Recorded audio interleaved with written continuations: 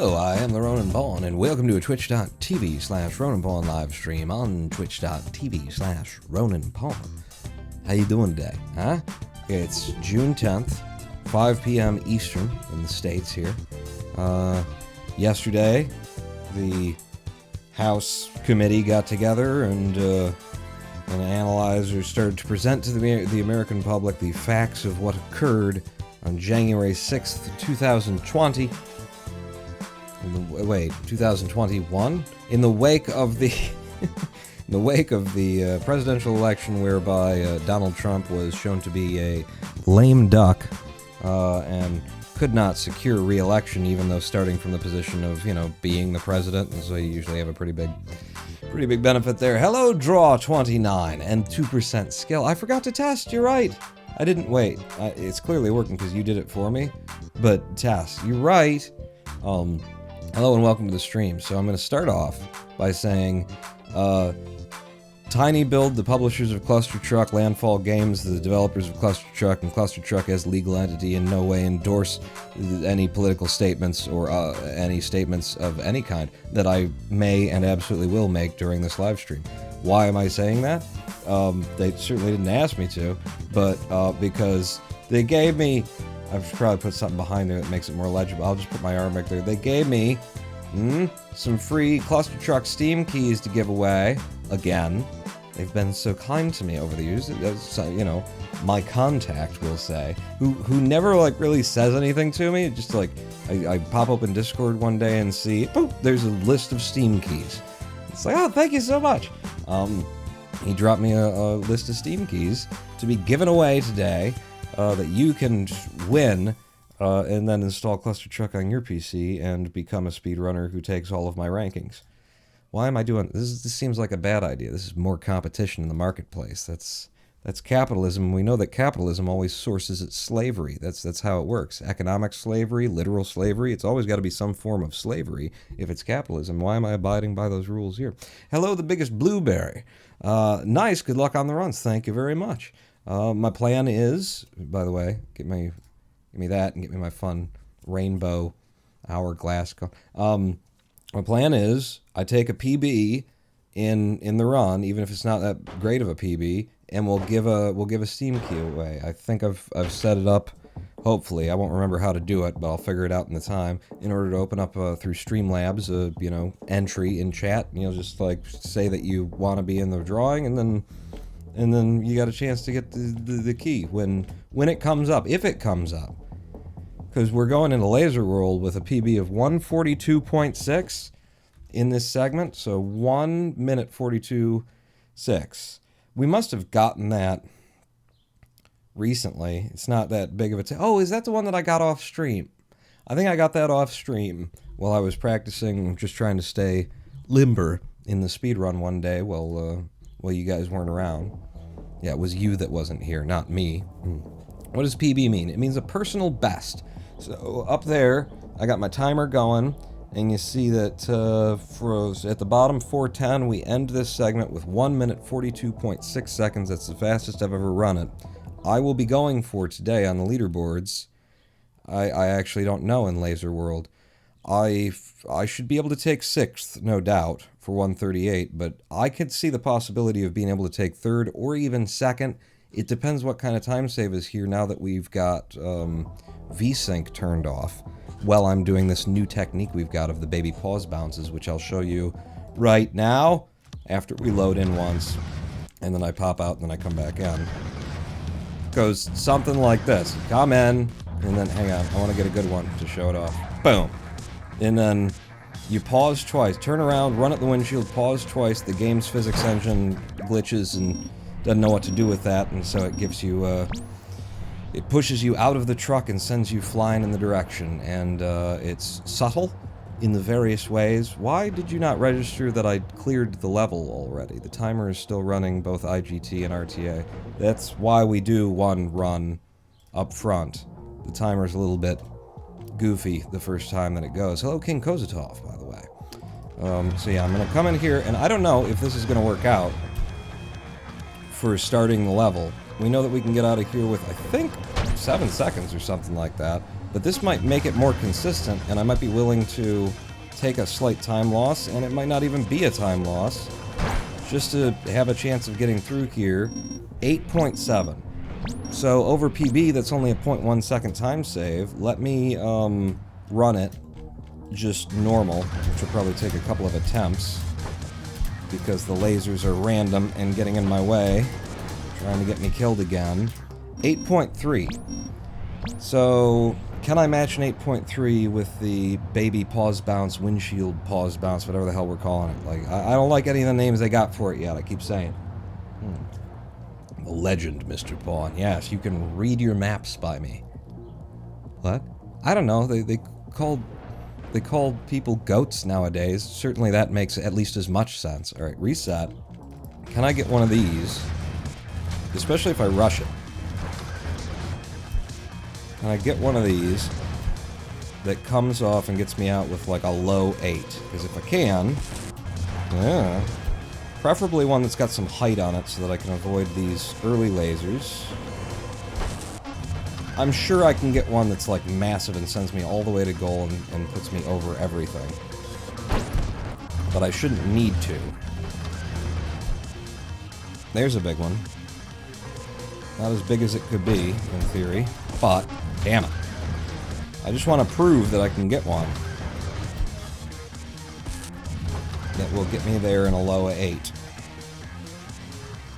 You know, we've got as much chance of getting hit by the lasers over top as we do underneath. So that was a 7.2 at time of death. This should be a lot slower than that. And it was still a 6.8 at time of death. I think this is viable. It's just not going to be, you know, super duper, like, more consistent than anything else. Yeah, there's an 8.4. So we had an 8.3 before, an 8.4. That's what we're doing on that level. We come into 4.2. And I'm going to set up another big one of these to try and get me at least midfield on the trucks. Land them. And then try and run them. Drop a truck as I... Okay. We're going to have to practice this. Especially if I'm planning on dropping a truck. Because the truck drops have been not so consistent for me lately. I'll land it, run it. The front truck, I didn't actually land the front truck. That's the thing, is when you're coming down from these jumps, and the jumps are a bit random, you just gotta like land the truck that you're gonna land and then deal with what you got. So that's a 12-0. Whatever. And then if I did this here, what are we looking at in comparison to... I'm pretty sure I could get like a 9 point something out of it, running it another way. So that's probably viable. We come into 4.4, and I think if I get this off fast enough, I've seen... Yeah, I saw other runners get on this side of this and not have to worry about it, and you still manage to get that boost and come out of it in a reasonable time. I can get an 8.1 by running it, though. So that's a concern. 4.3 we golded on. Alright. 4.5, do I want to even try this? We'd come in, I'd have to reset, and then I'd do that. I think I do want to try this. Because, sure, it's nasty, but look at that. There's another gold for a 7.0. Sum of best is dropping dramatically just in our first little warm-up looking at things run. Into 4.6, that's another one I want to reset on, okay. Come in, hit this, go straight to goal on it. This should be, I don't know if this will be gold because of the time it took me to get it going, but we're gonna gold that sometime today. 4.7. I think I am gonna do this, even though last time that we were here and I was looking at it, it was a little bit sketchy to get. I think it's worth it. And then 4.8, now I shouldn't have to wait until that shadow's passed because we've got VSync off, which means that I'm getting launched in ways that I never got launched before. There's more gold and gold and gold. We're about to go sub 130 if I gold something else here in the sum of best. 4.9, okay, yeah, this could gold. Yeah, well, not if you don't get it right the first time.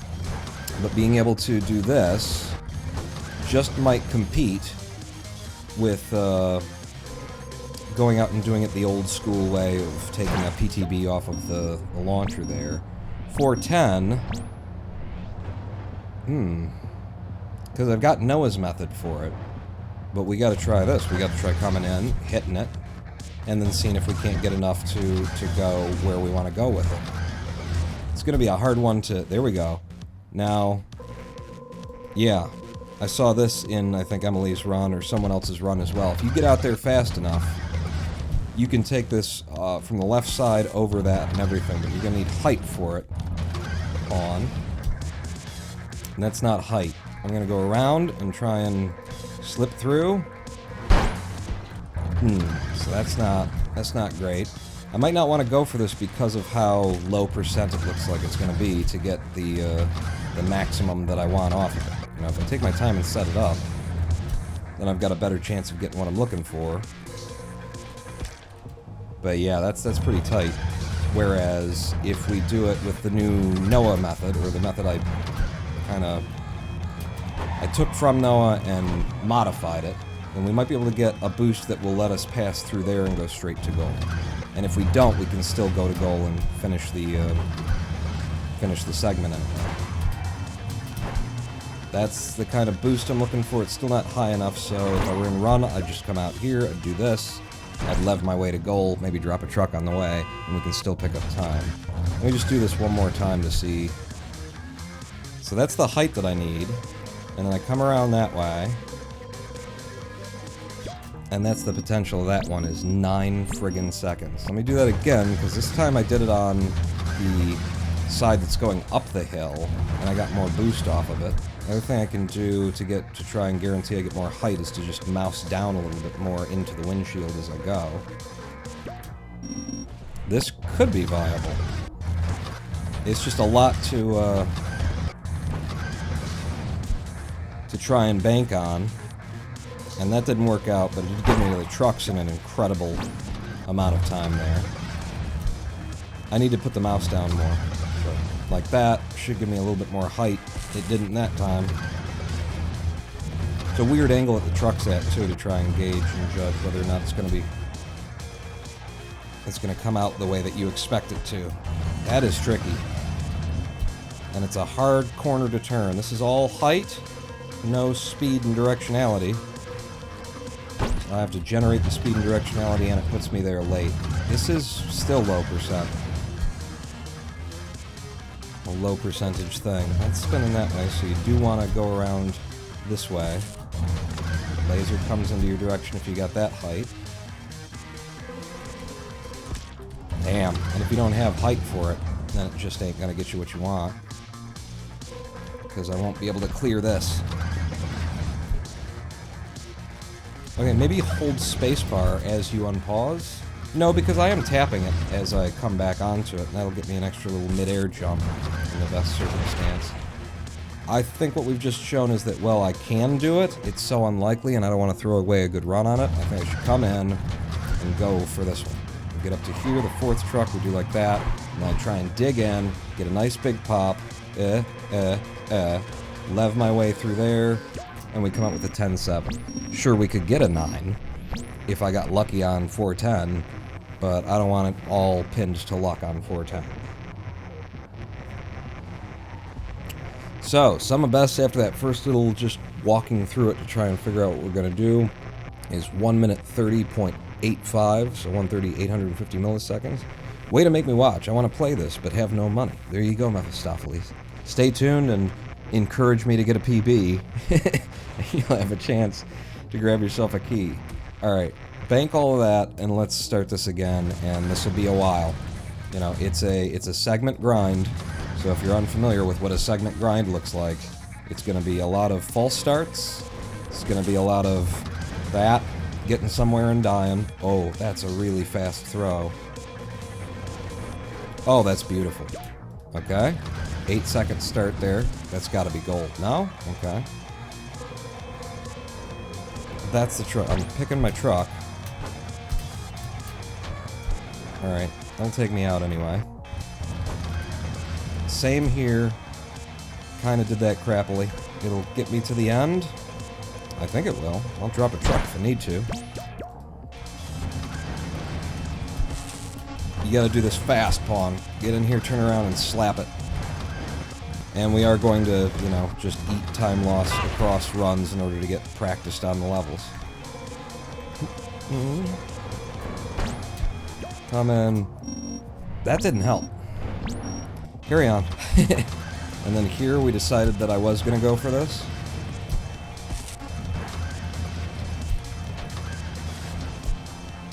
If I get through the first one, then I've got more or less the same chance of getting killed as I would any other method that I've got for it. What are you talking about? Alright, mouse down a little bit further. Having the mouse up tends to give you more of a straight and directional shot, but, you know, if I'm not getting it, then get the mouse down for consistency. It'll turn into more height than directionality, but it'll still get you there. That's the important part.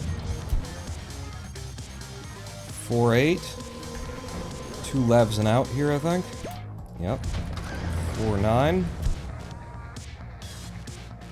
Real nice throw. What kind of time are we looking for? We're looking at here. Reset as we come in. Try and land you. Come to you. Get a boost. I didn't get the boost, so we'll just walk it out. Okay? Or we'll struggle desperately and bounce it out. I didn't even lose time there, so we've got a lot of time save on 410. Sum of best is now sub 130. We are below 1 minute 30 second, and the sum of best being the fastest I've ever run every single level, so it's the best possibility, the best potential that I've ever shown to clear all of the levels as fast as possible. Okay, bank it, start again. We'll still be determining over time whether I'm going to do the method here or the method there, that kind of a deal, but we're into it now. Oh, that's a really high one, with a lot of power behind it, but can I find a way through the lasers ahead? And the answer was no. Hit. Hit.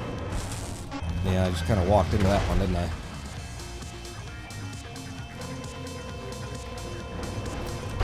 Okay, I slowed down a little bit, but, you know, we're alive and through it, so there's that.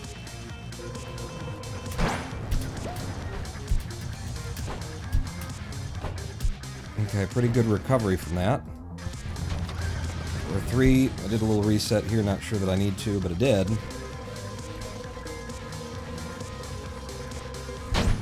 Damn it, shouldn't have even done it. I could have gotten there without it. Come in, and you gotta spin around and hit this quick, or else you're gonna get hit by the early lasers. So that's gonna be a cutoff point for our runs. Where if I don't get it, then I don't get it. And then this is gonna be down to luck and fortune, because those lasers, for the uninitiated, these lasers do not end at the rings. They only look like they end at the rings. But they do keep going, and that's why I was just shot out of midair. For seemingly no reason. It's because I got penetrated by a laser. Wow, this one requires a lot. And I am trying to avoid them, as I'm watching them go. Trying to deal. There's a really good one of these. This could gold. Depending on what we've already done today. And that was awful. Yep. Just running for familiarity.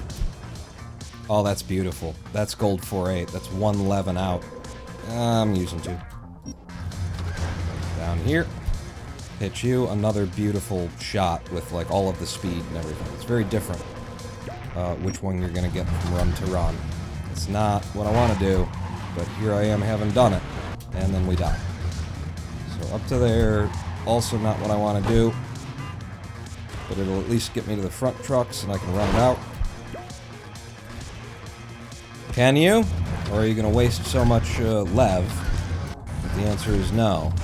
I'm trying to get a nose boost off of that will let me land on the 4th row of trucks, come down to you, dig in hard, get a nice kick, and then use enough lev to slip through there.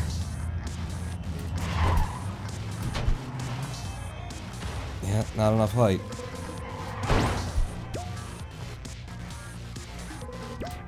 $11.8 in the final thing there. 2 more golds, 128.69 in the sum of best now. Okay. Lots of potential here. What is a Steam Key? For the game Steam, the platform Steam, you get the key, you put it in the Steam platform, you say add to library. I'm going to hand you key. Then you put the key in, and then Steam give you game. That's how that works. What are we doing? Coming in, turning around, and hitting. And because it's the first level, you rush it to get like crazy, you know, just kind of spam it until you get something that fires you. Maybe. Anyway. Fuck! Alright, that was a mess I wasn't gonna get through. Just a mess of lasers. That's a good launch. Ugh. I thought that one laser that I nearly hit was going in the opposite direction, I think. What? There wasn't anything that I even ran into there. Okay. So these lasers just kind of come out of nowhere on their own. Fuck you. I might end up running this instead. Because this is turning out to be a little bit less consistent than if I ran it. And we weren't getting great times out of it anyway. We were getting better times than an 8-9, but not great times. That's my point. Whoa! Okay. Didn't intend for that to happen, but it did. Didn't intend for the game to just decide to take all of my speed away either, but it did. Half a second behind coming into 4-3. It's fine. We're still basically just practicing. Gotta get this quick in order to get out on the outside of it. And then even when I do, it's just a low 8. I can get that without it.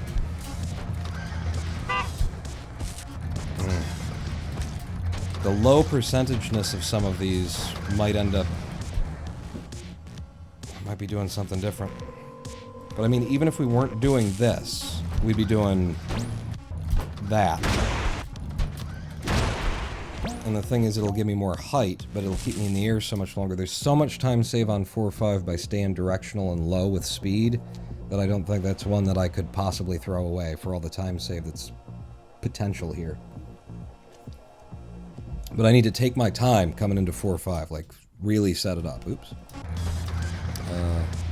Still on the 4-5, so I come in, and I'm gonna, like, get down here and really set one up so that I'm getting the height and distance and everything, and then it's just up to the lasers whether or not to kill me. Okay. Trying this again. After that 8.9, I didn't feel great. Ooh. Didn't feel great about that either. I don't need to reset some of these levels, but I'm like just kind of deciding to prophylactically.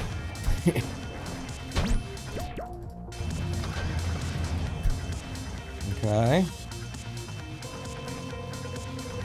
This is a truck drop if I'm gonna make it. Get me out of here, up and over. Okay, that's too much height, not enough speed. This really sucked. I get hit by the lasers on the outside of the level, for Christ's sake. Again, all height, no speed. At least I can clear the level. And when we come into here, I gotta remember to reset, set it up well. Alright. Are you back on the grind for world record? I don't even think in terms of world record these days, but if I could take a second or third, then I'm a happy boy. And it's been so long, it's been a year since I was actively, you know, speedrunning Clustertruck. So if I can come in with, I mean, some of these ranks are 8th and 10th and stuff like that on the segment leaderboards, so just coming through with modern times is satisfying in and of itself, but I am trying to take some trophies here, seconds and thirds. I want some gold, well, I don't think I'll get any gold because Emily's out there, and she's kind of better than everybody. But some silver, some bronze,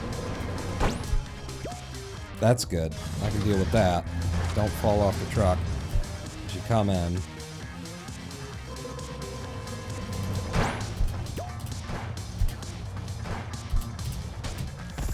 Fuck. Fuck, it didn't count. Like, you even heard, like, a sound effect of me landing the truck, but it just didn't give it to me. It didn't actually count it as though I had.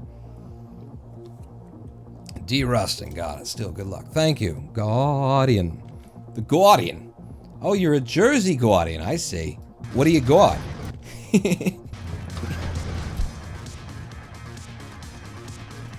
Is it something important that you got?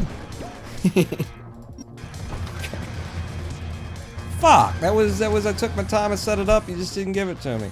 And now we're all the way out here. Alright, just reset. I don't have to come in from the level select menu here, but I'm preferring it right now for unknown reasons. We don't argue. That'll do. It's a really long level. Take a little bit of time and try and set it up so that you get the most boost that you can off of it. Okay. It's on a very far back truck, so we're gonna have to do something like that. Nice 4-3.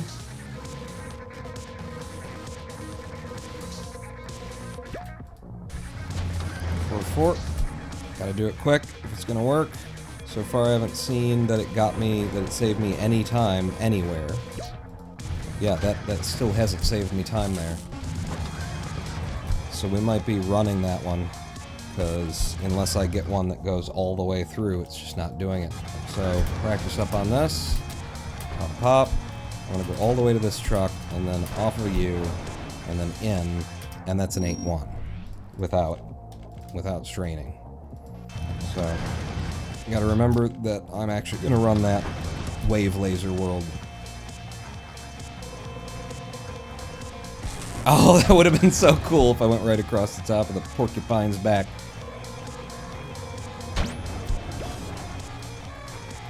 That'll do. Don't. Okay, that's why I should reset coming into here, huh? There is a possibility for it to chuck me.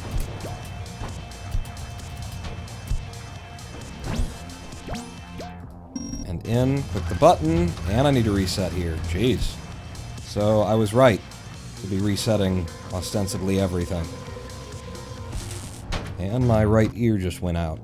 Just doing that reset thing, you ever get that? Ear just like kind of pops and then you have tinnitus for about 30 seconds.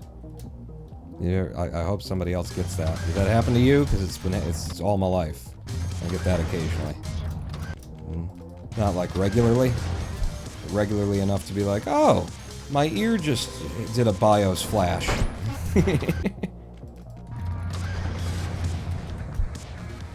Okay, well, hey, that's a really good throw, and maybe I can get over the top of it before they all come up.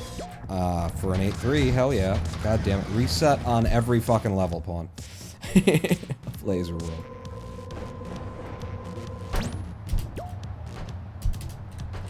Okay, I had to pull back because I wasn't going to land that. That wasn't great. I'm going to land trucks back here and run it out, jump around, something. I don't know. I had to do something. Oh, you gotta run this now. You said you were gonna run it. See? Told you I'd forget. Or if I didn't tell you I'd forget, I meant to tell you that I was gonna forget. But I forgot. Reset, come in, hit this. It was a good one, the first one.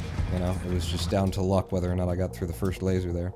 Guess I should say I used to have a friend. Feels bad, man. What? I actually do have a good friend that lives in Jersey and makes fun of her accent. Oh, that's sad. Oh, I'm sorry. Guardian. Yeah. Does anybody else have the ear ringing thing? Does that happen to you? Make me feel like I'm not, you know, completely broken as a human being. Like it just pops, it kind of almost goes deaf for a second, then over the course of 30 seconds or so it comes back, and you're hearing tinnitus ring most of the time. Huh? Everybody knows that, right? There we go. Ex-military, so yes, I'm intimately familiar with tinnitus. Anybody ever, what's the thing, they put a... Oh, you're gonna run it! You're supposed to run it. Put a, well, you're training to, defuse, landmines and stuff like that. They put a light bulb in the mine, because the training tells you that if you see a flash but don't hear a sound, you're dead. That's what I've heard from ex-military friends. That was a joke they played on each other.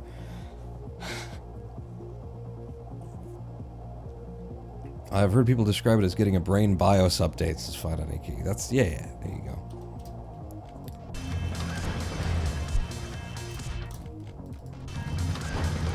It might have just been SEAL training, though. Like, the guy that I'm thinking of who told me that story was, he had been trained to be a SEAL, and then he got shot in the face and pieces of his skull, and he didn't end up being a SEAL. Wow, this is a really good throw.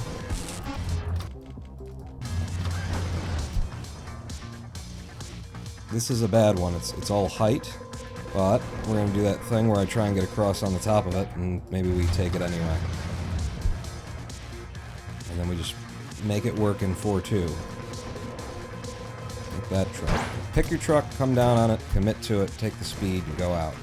That's a good 12-0 anyway. 4-3, not much of a 4-3. Yeah. And then we're running this. Right. Oh, I remember. Fuck. Alright, I've left all the time save on the table here. It's fine, we'll get it next time. Okay, we managed to get out. Haven't been hit by a laser.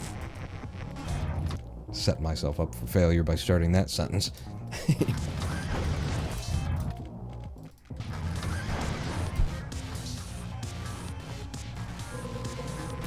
Yeah, none of that was good. I don't know why I even kept it running. I should just reset and come at it again a different way. This is also not great. 8-5 though. Reset. Get a really good one here. Oh, that's the best one we've had yet. Can I get out in a sub 12 for Christ's sake? No, doesn't look like I can. That was the best throw we've had all day. Nah. Give me some speed.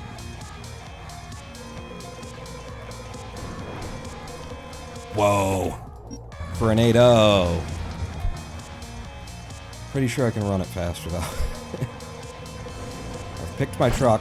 It's this one. I'm going to do a little short hop. Touch down on you. Lev, out. Reset coming into 4-3. Walk right off the truck and die. So I'm just controlling the RNG for later by taking these, what seem like unnecessary deaths, but if you don't know about Pokemon Go, then what you talking about now? No? Damn it. Ooh, okay. It's directional, it's speedy, and I couldn't get out of it. That's too much height. But yeah, so did everybody watch the January 6th hearings last night? Because that was good shit. That was a hell of an evening. Gave me hope for, American democracy, which I haven't had for, I don't know, my entire life. Fuck, just drop the truck and keep going, man! But, it seemed to me like the Democratic-led investigation here was going well out of its way to lay out a red carpet and a path, especially by way of Liz Cheney,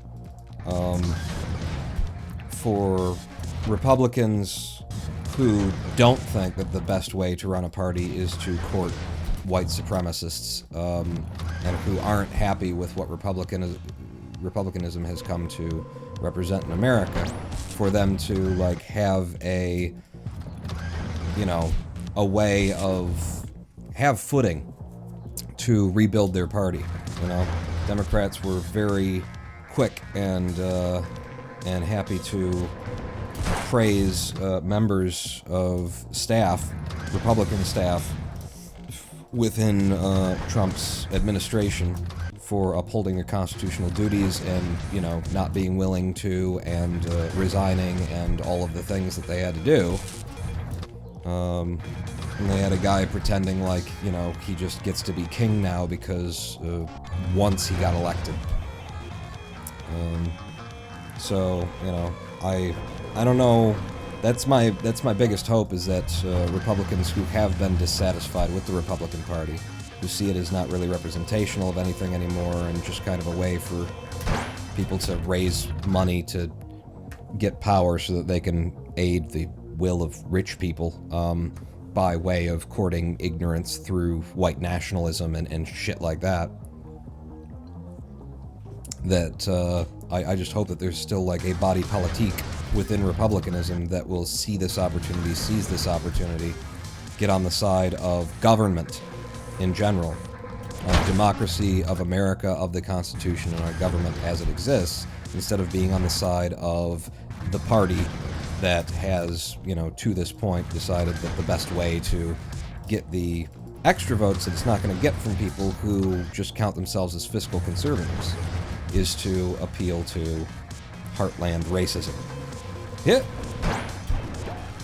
And, you know, mindless, senseless, factless, hegemony. There was another word I was looking for, I couldn't find it, and so I decided to use another word that I couldn't find. The brain does that sometimes. This is a really good 4-3 we got. Well, and we're running this, and I just gotta run it right. It's like that, it's like that's a big jump to you, and then a little pop, and then off the top of you, and we go in for a low 8.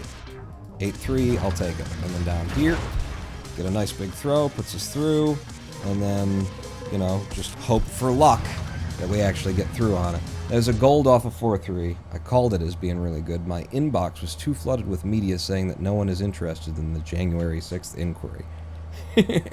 They're so not interested that they're flooding people's inboxes with with the lack of interest, apparently, huh?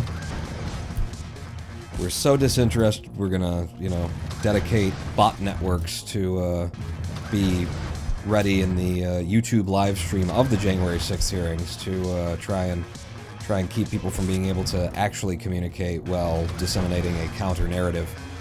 That's how disinterested we are in this non-story that Fox News doesn't feel the need to cover, because it's not news. I mean, it was just an attempted overthrow of the American government. It was just people falling on the Capitol in a willful attempt to stop the counting of votes that had just been conducted in a federal election.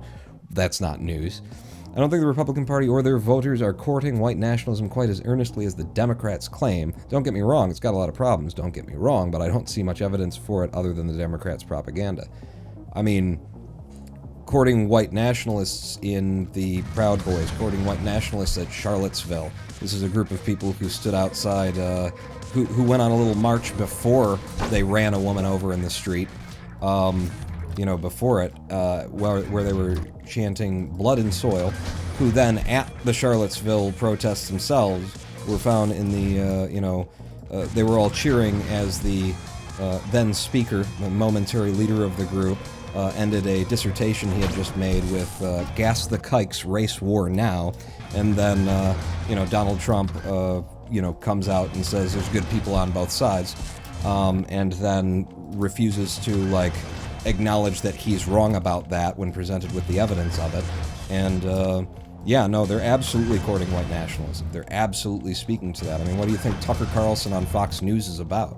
Why do you think we had a guy walk into a grocery store in Boston and start shooting people down and left his memoranda, or his, what is it? His, what do you do when you're the Unabomber? You write a manifesto, his 100-page manifesto, that was, you know, basically aping the words of Tucker Carlson on Fox News every fucking night of the week, with this, you know, there's not enough white people being born and there's too many black people being born, this fucking great replacement theory. Like, the outlets of conservative media that are the most popular and populist in America have been championed by Grand Wizards of the Ku Klux Klan as being great venues for onboarding people to our viewpoint. I find the Republican Party to absolutely be courting that narrative. that group, rather. They're fielding that narrative in order to try and court that group. Wow, I am coming, since we started talking about this, I just want you to note that I've come in with 2 sub 8 second times. I run so much better when I start ranting about politics. But yeah, the amount of, I mean, when you get down to it, building a wall, like Donald Trump, what was Donald Trump that the Republican Party decided is their guy now? What was Donald Trump? First action? A Muslim ban. He stopped Muslims from coming into the country, even if they were U.S.-born citizens who were outside of the country, visiting relatives in, and then there was a Muslim ban. Part of his whole thing is the idea of building a how many 1,000-mile long wall in order to keep the spics out. And, it's not. Everybody today wants to claim that racism isn't racism. Guess what? Racism is racism, okay? The argument that racism is mostly found in actual, what it really is classism, it's racist. That itself is racism. Like, because you're trying to disacknowledge the influence of the classist policy upon the races, that it was targeted upon races and still acts upon races specifically. Like, to dissolve the two, like, it's fair enough to point out that classism is an ultimate problem in America and racism is part of it, or vice versa kind of a thing, to acknowledge both components. But when you're trying to defend allegations of racism by saying, it's just free market forces, it's just, the fact that people don't care about the interests of poor people, that's trying to, distract from the fact that this country has kept a certain group of people based on their color poor since its founding, and continues to do so to its day, to the day we are speaking on right now. So, it absolutely is racism. It absolutely is courting racism. It's absolutely courting ignorance. That's the other part of it. You don't like me saying racism. That's, we can disagree, but you can't argue with it courts ignorance, right?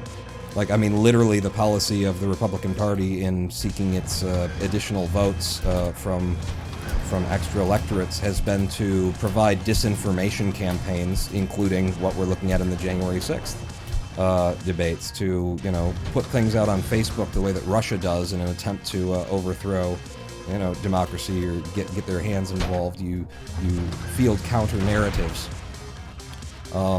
that are full of absolutely disprovable lies, but you put them out there in the places where people who don't know any better and who really don't want to know any better will find them and will enjoy them and will consume them and will retweet them and will post them on someone else's wall. And that has been their whole fucking tactic. I mean, they literally got behind this idea that there was that there was fraud in the 2020 election that was so large as to invalidate the results, and, their membership, Ted Cruz and everybody else, was on the friggin' Hill, still arguing it after it had been completely fucking disproven by their own people. They're still out there fielding that narrative and benefiting by that narrative. We could have had a PB right there. Holy shit. I can't believe we were 6.5 seconds ahead on that incredibly piss poor run I just did. That was not great. That was very not great. So I gotta keep, ranting about politics. Absolutely here. Wow, what a run. I will try and run one in just so that the splits clear themselves naturally. In fact, I'll do it like old school. It doesn't matter. Wow, this isn't old school. This is just bad. I'll do that.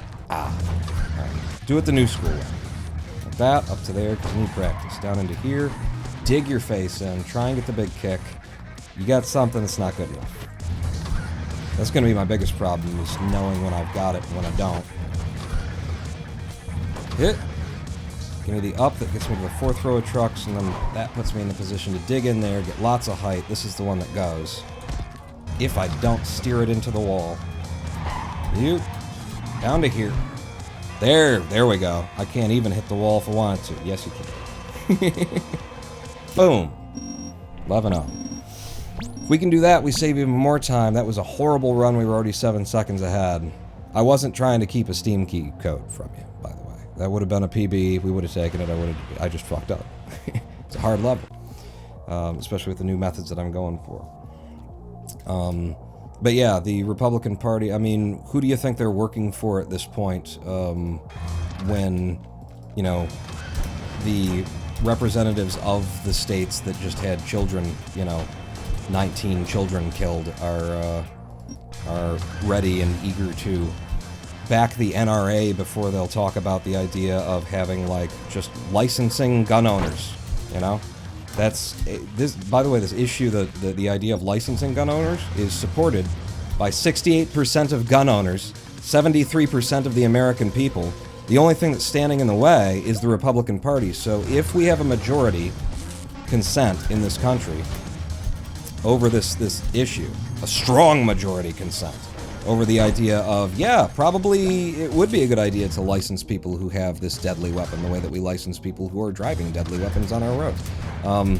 And even the people who, you know, the bulk of people, the super majority, more than 2/3 of those who have guns and enjoy guns, think that it's a good idea if people who own guns were licensed and had proven that, what am I doing? Do it the way that you've been doing it.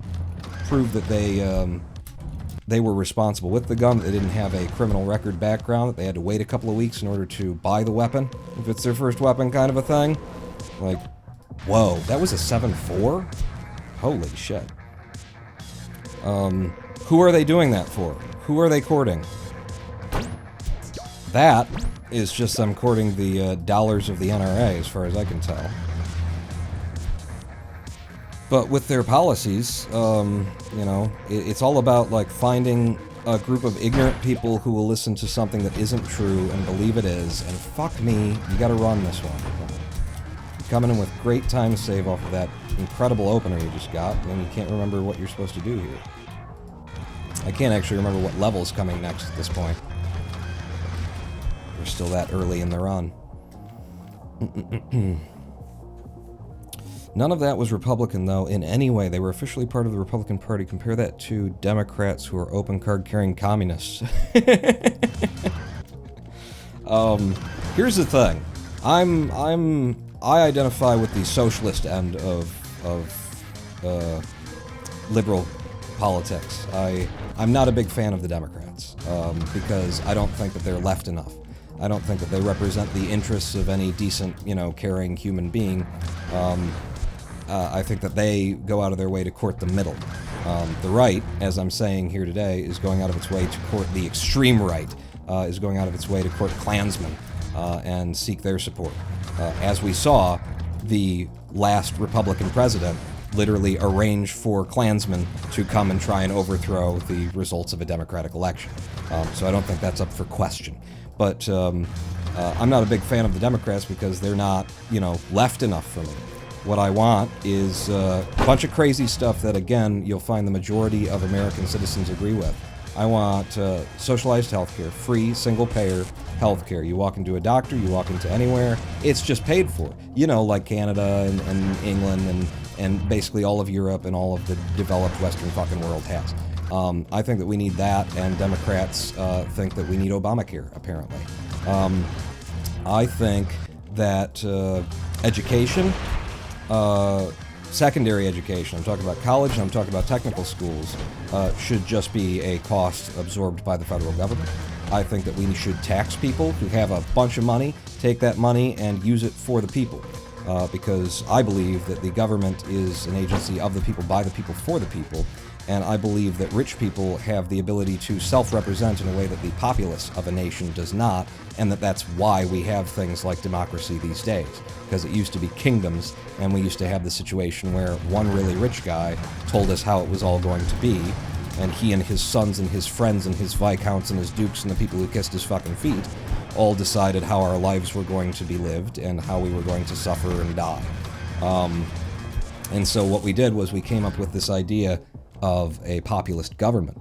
And the populist government's role is to step in and counter the power that exists in bodies of men, individuals as well as, you know, incorporated agencies and things, who by power of their money and their access to pretty much everything through that money, especially media control and stuff like that, can basically turn the world into whatever they want. And so what our government's supposed to be is something that represents us against them. And so what I'd like to see is that we tax those rich motherfuckers so that they're only millionaires instead of billionaires. And then we take that money that we now have and we give it to, the people of the United States of America to make sure that they have things like houses and heat in winter and an education that goes beyond elementary school, that goes beyond high school, that prepares you for a workforce. I think we should all have health care, that we shouldn't be worried about going to the doctor because we don't want to end up bankrupt someday. I've got a bunch of these weird concepts in my head that all come back to the idea of, hey, isn't this our country and don't these people work for us? And why is it that they keep taking the money that's supposed to be helping and putting it back out? You know, here's a good way to look at the concept of the modern economy, by the way. Fuck. I'm on such good time still. In fact, let me finish 410 and then remind me to get back to how to look at the economy. Okay, I didn't get it, so I've got a lev, down here, grind. Oh shit, we got it. I just gotta get through. I got through, and I need a lev. Run faster, jump higher. First PB of the day, almost an 8-second time save. 7.9 seconds taken off the top. We got a golden 4.7. Summer best down to 1 minute 25.41. That's the beginning. That's the first PB of the day. Where does that put me on the leaderboards? So 134.71, I've got TF's rank. So having seen that run and feeling I can definitely get third. We're not going to stop until we get third. Depending on how I feel after third, we might accidentally take second. If we don't, I may have to make a judgment of whether or not to go for Wolfie's time at 129 here, because we can get 133 without a sweat. We can break. That's a 134, actually. It's a high 133. So I'm less than a second away from taking that one. Yeah. But that also means, congratulations, and thank you guys for staying tuned while we were PBing here while I'm running, because that means I'm giving away my first free Clustertruck stream. We got a new PP, huge one. How do I do this? I think exclamation point raffle. Oh no, I can start it from. When the fuck do I start? Maybe I do exclamation point raffle. No. Where the hell do I start this thing? I'll go over here, and then I've got a giveaway. I made a custom one. Clustertruck code. Start giveaway. My giveaway has started, is what it says. And there's Streamlabs saying, and then you guys use exclamation point raffle in order to enter into the raffle. I believe I've set this up. Everybody just gets one ticket. If you don't want it, if you already got Clustertruck, if you can't think anybody you're going to give it, then don't enter. If, you want one, then enter now. Everybody will get one, and then we draw and find out who to win a be. Okay, way to think about the economy while we're waiting on this. So here's what I've been thinking of lately is the idea that we had an industrial revolution, right? So just come through like human history and say cavemen, cities, people working together, joining each other, each one has a job and they all contribute and da-da-da-da-da. Then we get to the point of industrialization, of concentrated workforces in dedicated facilities with dedicated technology that we've evolved for it. People sitting on assembly lines putting things together, bolt 3A goes with nut 612, that kind of a thing. And then out of industrialization, we move. So first off, industrialization comes along. What's the benefit, or what happens with industrialization? Less energy, less labor, more output. We industrialize. We put it all on an assembly line. Everybody's got a specific job. Everybody's job is easy enough that it doesn't have to necessarily be specialized. Like, you can get really good at it. There's no such thing as unskilled labor. There's a skill to everything that you could possibly do. You take it seriously, you make it into something. But we industrialize in such a way that less labor has to go in and we get more product out. We have more things, more goods, more food, more clothing, more everything for less labor. That's excellent.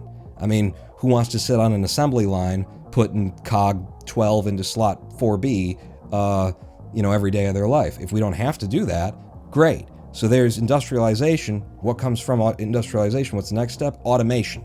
So now we've got automation. What happens with automation? Well, now we've got robotics to the point where we don't even need people sitting on the assembly lines. The system can automate itself. It can be, just putting those cogs in those places and welding and all of the things. And it can actually be using sensors to see what it's doing and see if there's a problem in its angle and stuff like that. Automation comes along. What's the result? Well, factories in Flint, Michigan and in Detroit, Michigan and throughout this country that used to have 12,000 people sitting in them in order to make things on a daily basis now only need 2,000 people sitting in them. Now only need 1,000 people. Now only need 500. Now only need 300. They close the factories. Everybody goes out of work. Why? Because we don't need the input of human labor to get the output that we're looking for, to get the food and t-shirts and the clothing and the things that are necessary for life, the automotives, the goods, all of that.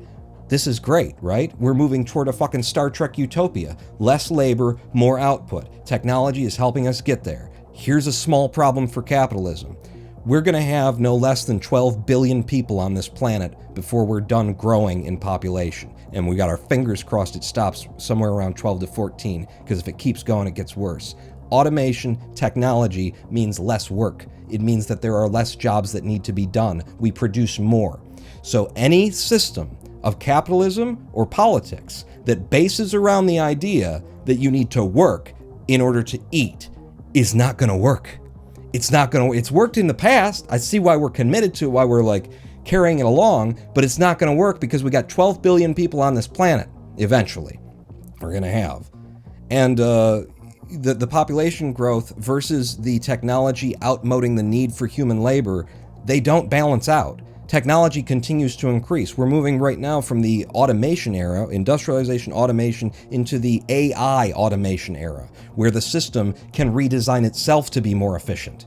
We're moving into that place as we speak. There are warehouses where the staff is 24 people, and they're sitting looking at cameras and computers because they got little robot carts that go out and pick the thing up from the shelf and make a bag of the things and put it into the cardboard box and label it and stamp it and set it down somewhere. Nobody lays a fucking hand on it. We don't need labor. So here's the thing. We've got all this produce now. We've got all this extra product. We're making things more with less energy going in and less labor going in. This is great. Star Trek Utopia on the horizon. Why isn't that happening? Because rich people are taking all of the product for themselves.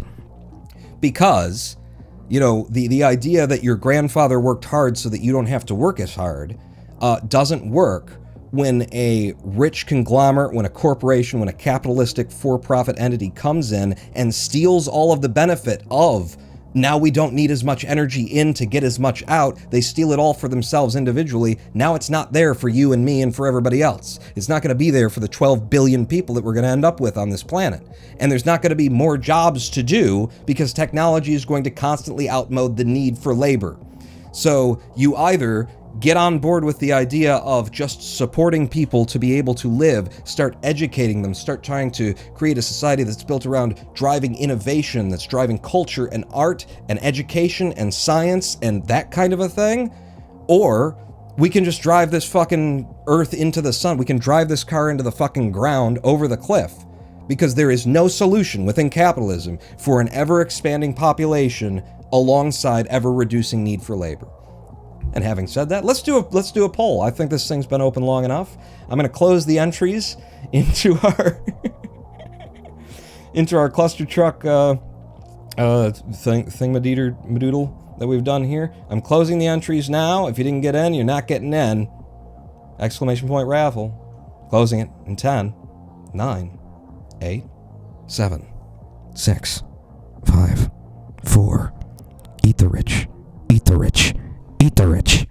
And we're closed. See, that's why I did that. Just for you. Angie HD. Angie HD. Angie HD. Angie? I don't know. All right, so this is the first time that I've done this in a long time, and I didn't really have a way of doing it before, so we'll do it this way. And the winner is Mephistopheles. Oh my God! I don't have a thing, but look, I'll just pull it over here. Boom. Mephistopheles, SSPM, who was saying, oh, this is great. I don't have money. I want to play the game, though. Boom. You got it. You won today's poll. I'm writing it down because the way that this is going to work is after the live stream, I'm going to, pull up chat here in Twitch. Like you can DM people over Twitch, and I'm going to DM you, the code.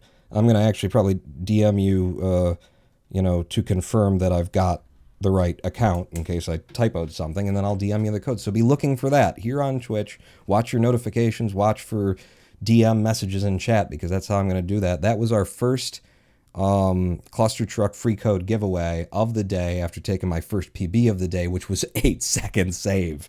Bank that split. Save that split. And we might need a live stream break here. I want to read your comments about the thing that my socialist, my psychotic socialist rantings. Here's what America needs to do. It needs to stop giving Ukrainians false hope and giving them more weapons to kill them. That should be step one. Okay, that's a little off topic, but then the rich people can't have a different airplane for each day of the week. That is a downside, especially for the preachers.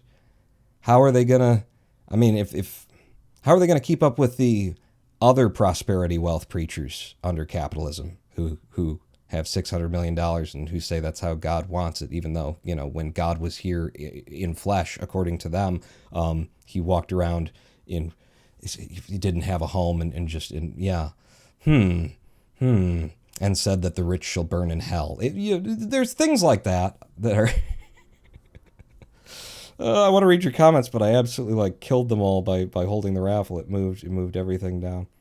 One thing I always find depressing, said Mephistopheles some time ago, is going to World War II air shows and stuff, since I'm a big World War II history nerd, and seeing the flea market and people's shirts and stuff packed with right-wing propaganda. I just want to see the old warbirds fly, man. Okay, well, I think I need a live stream break. That was the first PB of the day. I'm still running and gunning for at least third place here. We've got an easy... All I got to do is pick up another second time save. We got third place. If I pick up another couple of seconds, we can take second rank. So stick with me across the 7-minute live stream break. I'm going to go pee. I recommend you do that. 7-8 minutes from now, I come back, you come back, we carry on, and maybe there will be another Clustertruck code to give away if I play well. So 7 minutes, don't go anywhere, pawn not out.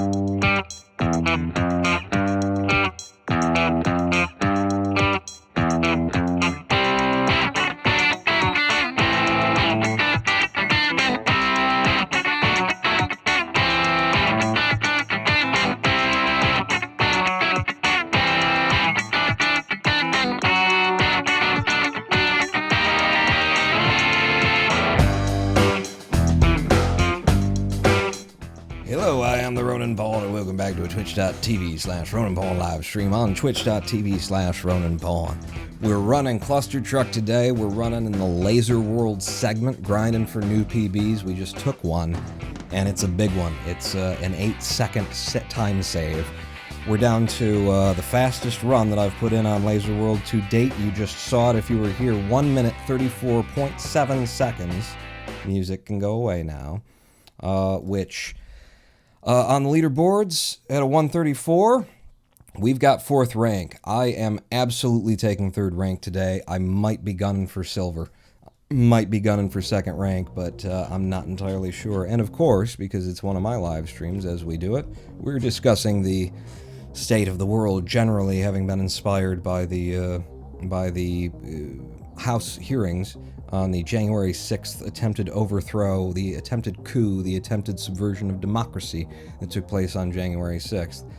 That over the course of the next month here, that committee will be presenting evidence to the American public for the purpose of convincing the American public, of disseminating the actual facts and information as a counter-narrative to the counter-narratives that have been at large for the past 2 years or so. And inspired by that, we're just talking government, we're talking politics, we're talking capitalism and how it doesn't work. We're talking about how... Let me recontextualize taxation for you. You know, a lot of people don't like the idea of taxation. It's federal government coming into your pocket and taking your money out of your pocket. What are they doing? They didn't work for that money. I want to recontextualize that for you because what taxation is fundamentally how it's supposed to function and doesn't because of the people who are leading the country and who they actually answer to. How taxation is supposed to function is start from the understanding that the only way that a rich person, the only way that a giant corporation returns quarterly profits, the only way that they come up with, hey Elon, here's $20 billion in bonuses for you as an individual this year. The only way they do that is by stealing money from the people who actually earned it by the sweat of their brow, by the labor of their hands. That is where that money comes from, okay? It comes from you. It comes from the person who's actually doing a job that needs to be done. It comes from the frontline workers that we found out, you know, were most important in COVID, which included the people who stock your grocery shelves and check you out at the counter. And who are the least remunerated and least represented people in the country. The people who are most important are the ones making the $20,000 a year salaries, and that's household, not individual. These are the people who are most important, they're the least remunerated. Why and how is that? Well, it's because somebody up the chain of command decided that because they've organized these people to work, that they get to take the product of their labor. It is theft. Profit is, at a very basic level of understanding, theft. It is, you did a thing, you worked a job, you created a product, I'm going to take the money for it. I'm going to take the bulk of the money that came off of it. I'm going to pay you for what you've agreed because you're a sucker and you're a sap and you know, I'm an alpha predator over here in terms of psychological manipulations, and I've convinced you that that your labor is only worth, you know, $9.50 an hour or whatever I'm paying you, when in fact it's worth all this money that I'm taking home at the end of the day. That's how that works, okay? You need to understand that the person in the fancy suit who's making phone calls, that's what he does for a living, is he wears a fancy suit and he makes phone calls. He sits in rooms with other people who have positioned themselves to be lords and gods over people who are actually doing all of the work, and they smoke cigars and they discuss how they're going to move the pieces on the chessboard. The pieces are you, the chessboard is the world. They are stealing from you. They are taking your labor, the wages of your labor, the value that has been added by the, you know, actual effort of your hand, and they're putting it in their own pockets. And they're putting it in each other's pockets. Because the way that it works, you know, in the current, American zeitgeist, has everything to do with the necessity for quarterly profits in a stock market kind of environment. You got rich people who are investing in other rich people's thing that they've got going on. And they need to be able to give those rich people back money.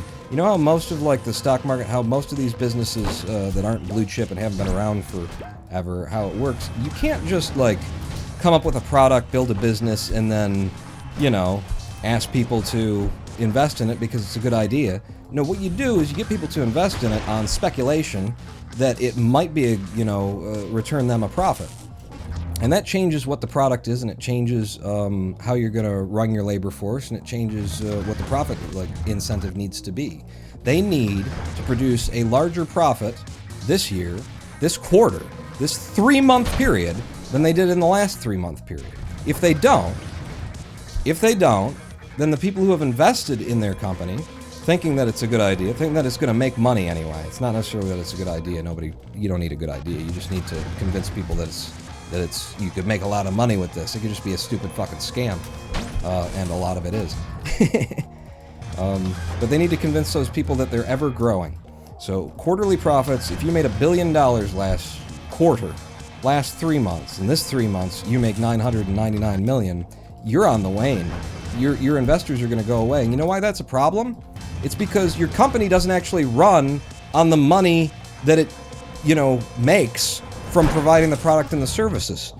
Your company now runs on the investment of these rich people into your company, hoping that your company will make them money. And the way that it makes the money is by getting other people to put their money into the investment it's a fucking casino. The whole thing is a goddamn casino. Where people are betting on whether or not something will make a profit. Damn it, that was such a good 7-2 open. I wanted to follow it. I tried to slow down, set it up, and I just didn't come in. But it's not even built around that. It's built around this constant speculation. Speculation on speculation on speculation of what could make some money. And it's driven by the image of its money-making potential. Not of its, actual solvency or whether it's doing something good, providing a product or a service that people need and value. No. That only exists. They only have to provide a service of value and use and purpose and stuff like that in order to maintain the image of that there is a product here worth investing in. That's where the money is made. It's fucking ridiculous. But importantly, I tangented there. Importantly, a rich man's profit is money that he stole from you. Taxation, therefore, on a rich man is a government, which is an organization spawned by the people to represent the people against the rich man. That's too slow, I can't take that. Coming in and recollecting the funds that they've stolen in order to redistribute it to you and to everybody else. That's what taxation is, okay? That's what we're doing here. We're trying to get the money that we earned for us. We're trying to get the money that, by virtue of automation and all of these other things that have outmoded the actual necessity for labor, should have made it so that we have easier lives. We work less hours. We produce more today for every individual who's working than has ever occurred in the history of mankind before. And we can look back 20, 30 years and see that we are working longer hours, more often, more frequently, and we're not getting paid for it. And our salaries haven't increased, and the only way that people survive is based off of lines of credit. How are these things possibly, happening simultaneously? We have reduced the amount of labor and the amount of energy input necessary to acquire the base necessity goods of life. And yet, where's the savings? Where's the money? Where is the benefit of all the work that we and our forefathers have put in to making the world a better place and an easier place for their children to live, but generation after generation, over and over and over again? Where is it? And I'm telling you, it's in the pockets of rich fucking people who have been taking it from you, who never stopped taking it from you. It's from the beginning. It was kings and viscounts and dukes and lords, and it is still exactly that, except under the name CEO and things, you know, that kind of a thing. Yeah, I've just fucked all of this up and need to reset, don't I? We're too far behind. Capitalism, the most romanticizable system ever created for convincing the host that having a parasite is in the host's best interest. Yeah. So I just want to recontextualize that idea of taxation that so many people, you know, manage to turn into they're stealing money from me. No, they're taking the idea is, yes, they are now, because they're not taking the fucking money from the rich people anymore. In the 50s, 60s, and 70s, in fact, it was going back to the late 30s, I believe, in the wake of the collapse of Wall Street, which never happens these days because we've got the system figured out so well, right? The taxation rate on the rich in America was 90%. What they ended up actually paying after they found loopholes and hid their money and stuff like that was about 60% on average for every rich individual. In that time, this was the time where the middle class was born, where America started to have a middle class. It didn't exist before the FDR New Deal policies. It didn't exist. It wasn't there. Because the money wasn't there. Because it was in the pockets of fucking rich people. And in the wake, wow, that's an amazing way to recover that, so I guess I'll keep running just because swag? I don't know. Why am I still running? You explain it to me. Maybe this comes in like amazing and then everything just makes sense somehow. Right? Ah, I almost slipped through those legs. Upon 50-plus years for the modern zeitgeist, the divergence of wage and productivity happened in the early 70s. Yep, Nixon era coming into Reaganism and stuff like that. People's wages stopped increasing. The ability to purchase and own and afford and have your own home and stuff like that started to diminish. And instead they started to replace income with credit, with loans, ostensibly. You know, we're talking about money that we didn't pay it to you, because we took it in order to pay our, you know, selves and our investors, all of which are just part of the, you know, upper 2% class. We took your money away that you absolutely earned, and instead what we're going to do is we're going to offer you credit, which is basically offering you the ability to borrow the money that was yours from the beginning that we stole from you. When you get right down to it, you think about it, where'd that money come from? How do they got all that money in that? Well, it's yours. That's where it came from. You know, money is a representation. Holy shit, this is a great one if I can get to goal on it. Representation of resource. That was sub 7 seconds. Fuck. And I couldn't get it out here, but that's a gold on 4-1, bringing us down to 125.14 in the sum of best. Okay. Damn.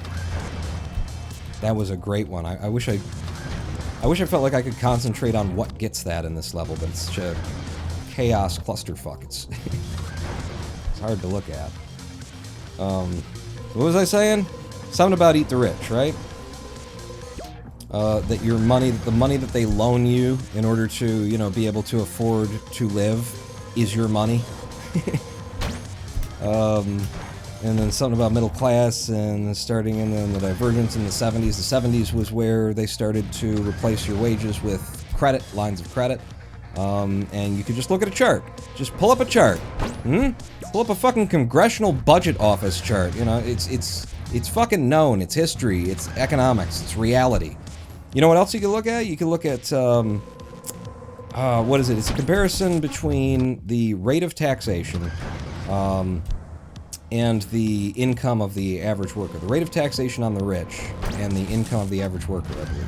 And, you know, normalized for something.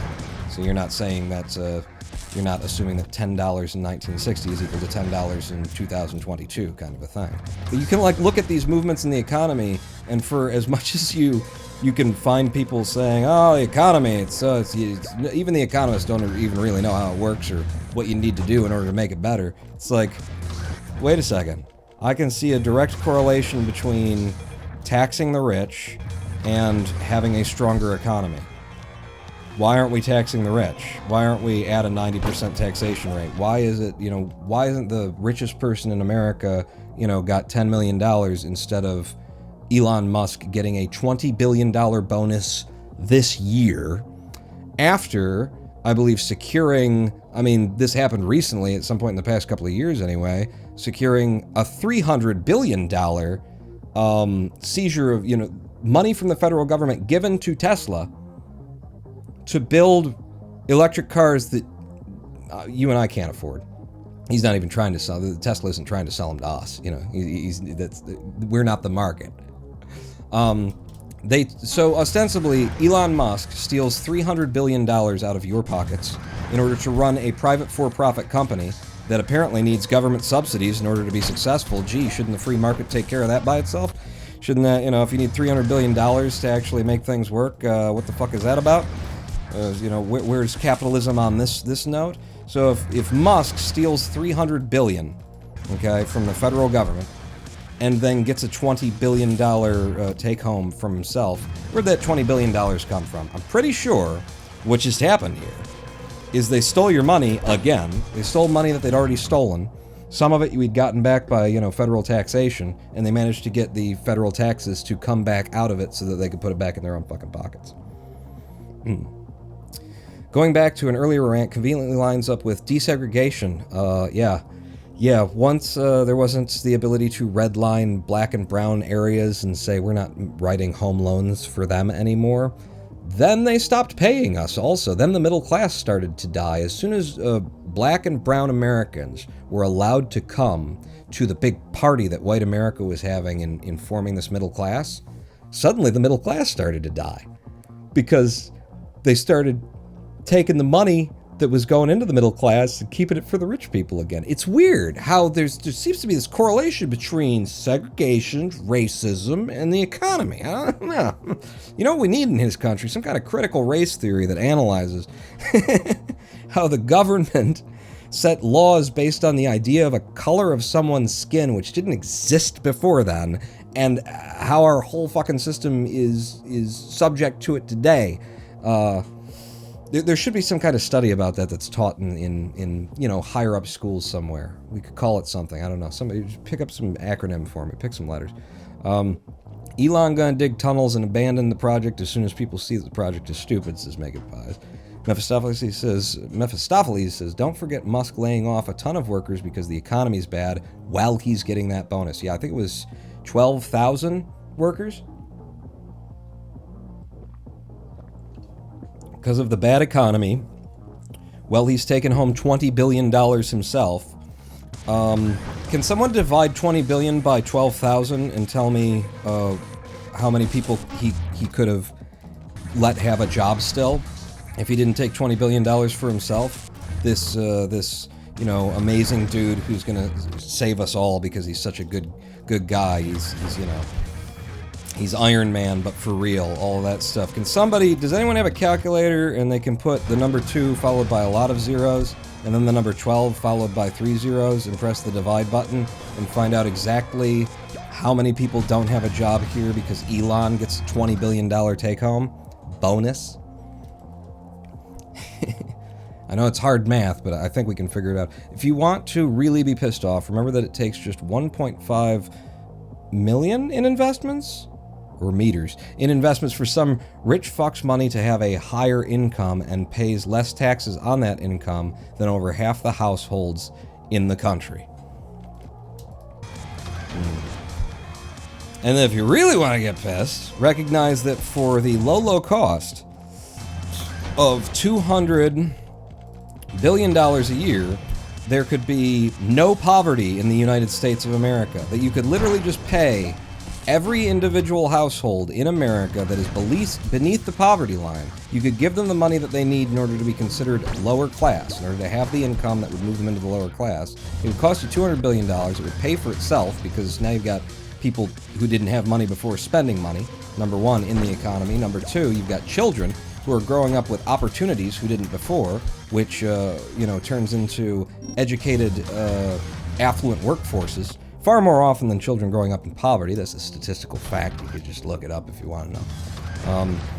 You know, we could do that with $200 billion instead of giving it to private for-profit companies. And maybe I'm wrong on that number. I might, you know, I feel like it was $300 billion or something like that, but that can't be. That's more than the DOJ budget for paying, you know, military staff and salary and shit like that. But it was a huge fucking number that he gets out of our tax dollars in order to run a private for-profit institution. And my question is, why don't I ever hear the word federalization anymore?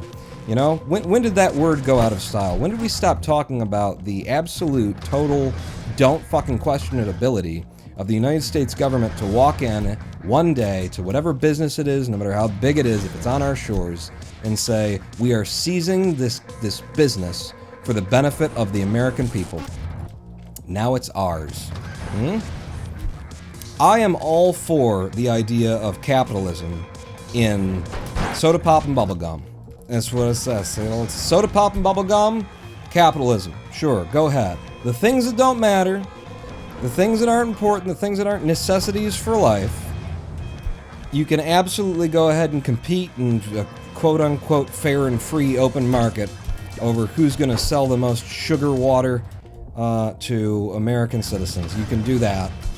But you need to get the fuck out of my healthcare system. You need to get the fuck out of education. You need to get the fuck out of the things that actually matter and allow us to provide for the basic necessities of human life in this country. God damn it. And I want to tell you something that I found out recently, and I can't tell you why yet. I'm saving it as an announcement. But found out recently that the #1 provider of vital records in the form of things like birth certificates in the United States of America is a company called Vital Check. Vital Check, all right? Vital Check, what Vital Check did, what the people at Vital Check did, I assume this, all right? You take me with a grain of salt, because I haven't looked deep into it. It's just obvious from the surface, so I didn't.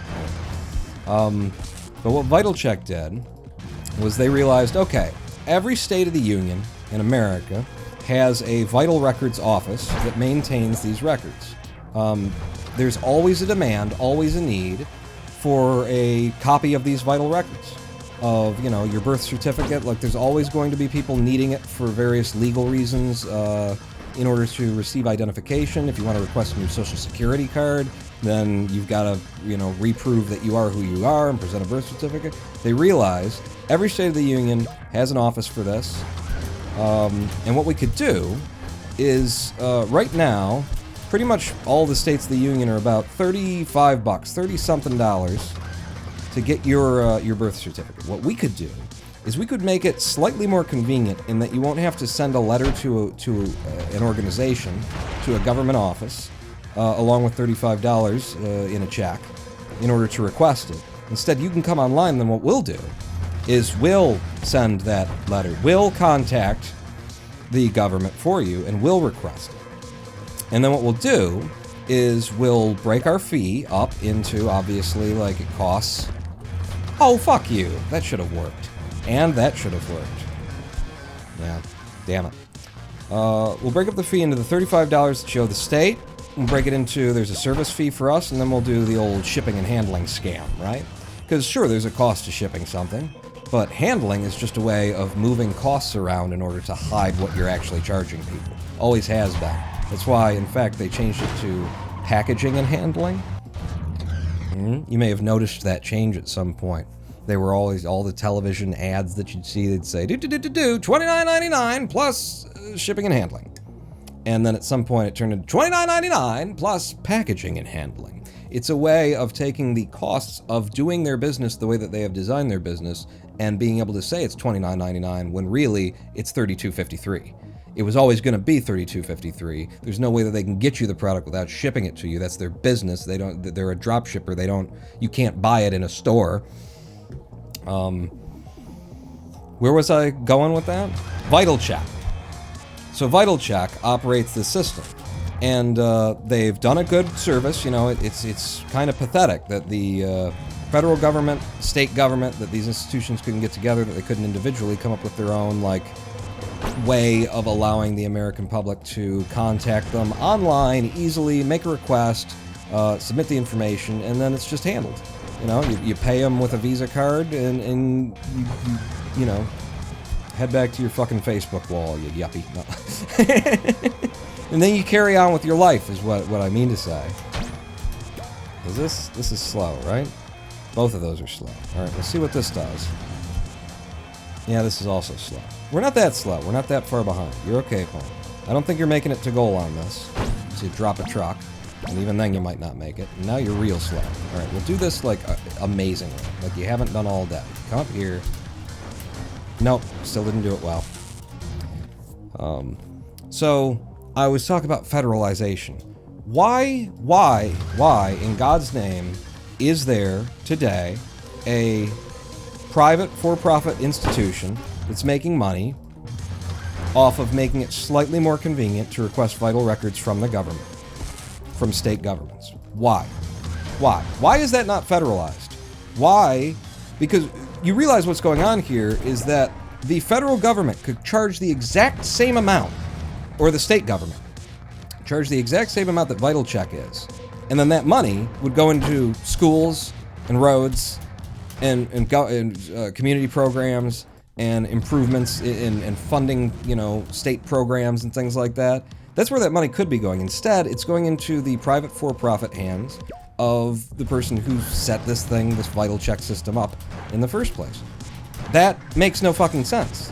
Why would the American people allow a company to sit in the middle of their communications with their own government and make a profit doing something that should be fundamentally the role of the government to do? Like, it's great that these people came in and did this because the states weren't doing it, and they've forced the hand of the states, and now they've made a huge ton of money. They've made millions themselves off of the idea. They've got it in their pockets. Hurrah, great for you, Vital Check. Now there's no justification for you to continue to be a private for-profit agent. You're literally just stealing money from out of the pockets of the people, running this nothing of a business, where you just make the request on behalf of the person and make it a little bit easier for them online. Like, we're literally taking over a, you know, if Vital Check's process were federalized, what you're taking over is a fucking website with a Git form, a Git and a post form on it. It's HTML. It's nothing. There's no added benefit. There's no added value. It's just a convenience factor. And every single dollar of profit there could be going to government. And if we federalized something like Vital Check, I'm just using this as an example of where federalization makes so much sense. If we federalize something like that, then every person who currently works for Vital Check would still be working for Vital Check, doing the job that they've been doing.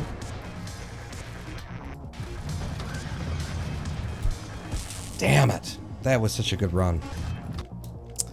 But now they'd be a government employee. They'd have all the protections of a government employee. They would be, you know, they'd have health care, they'd have guaranteed hours, they'd have all of the good things that you get when you actually work for the government. Everything gets better if we federalize this thing. The people who have made their money off of it have made their money off of it, but this is like a primary... The reason I bring this up is because this is the first time in my life where I found something that's like, this is the ultimate place to argue between a fiscal conservative and a fiscal liberal.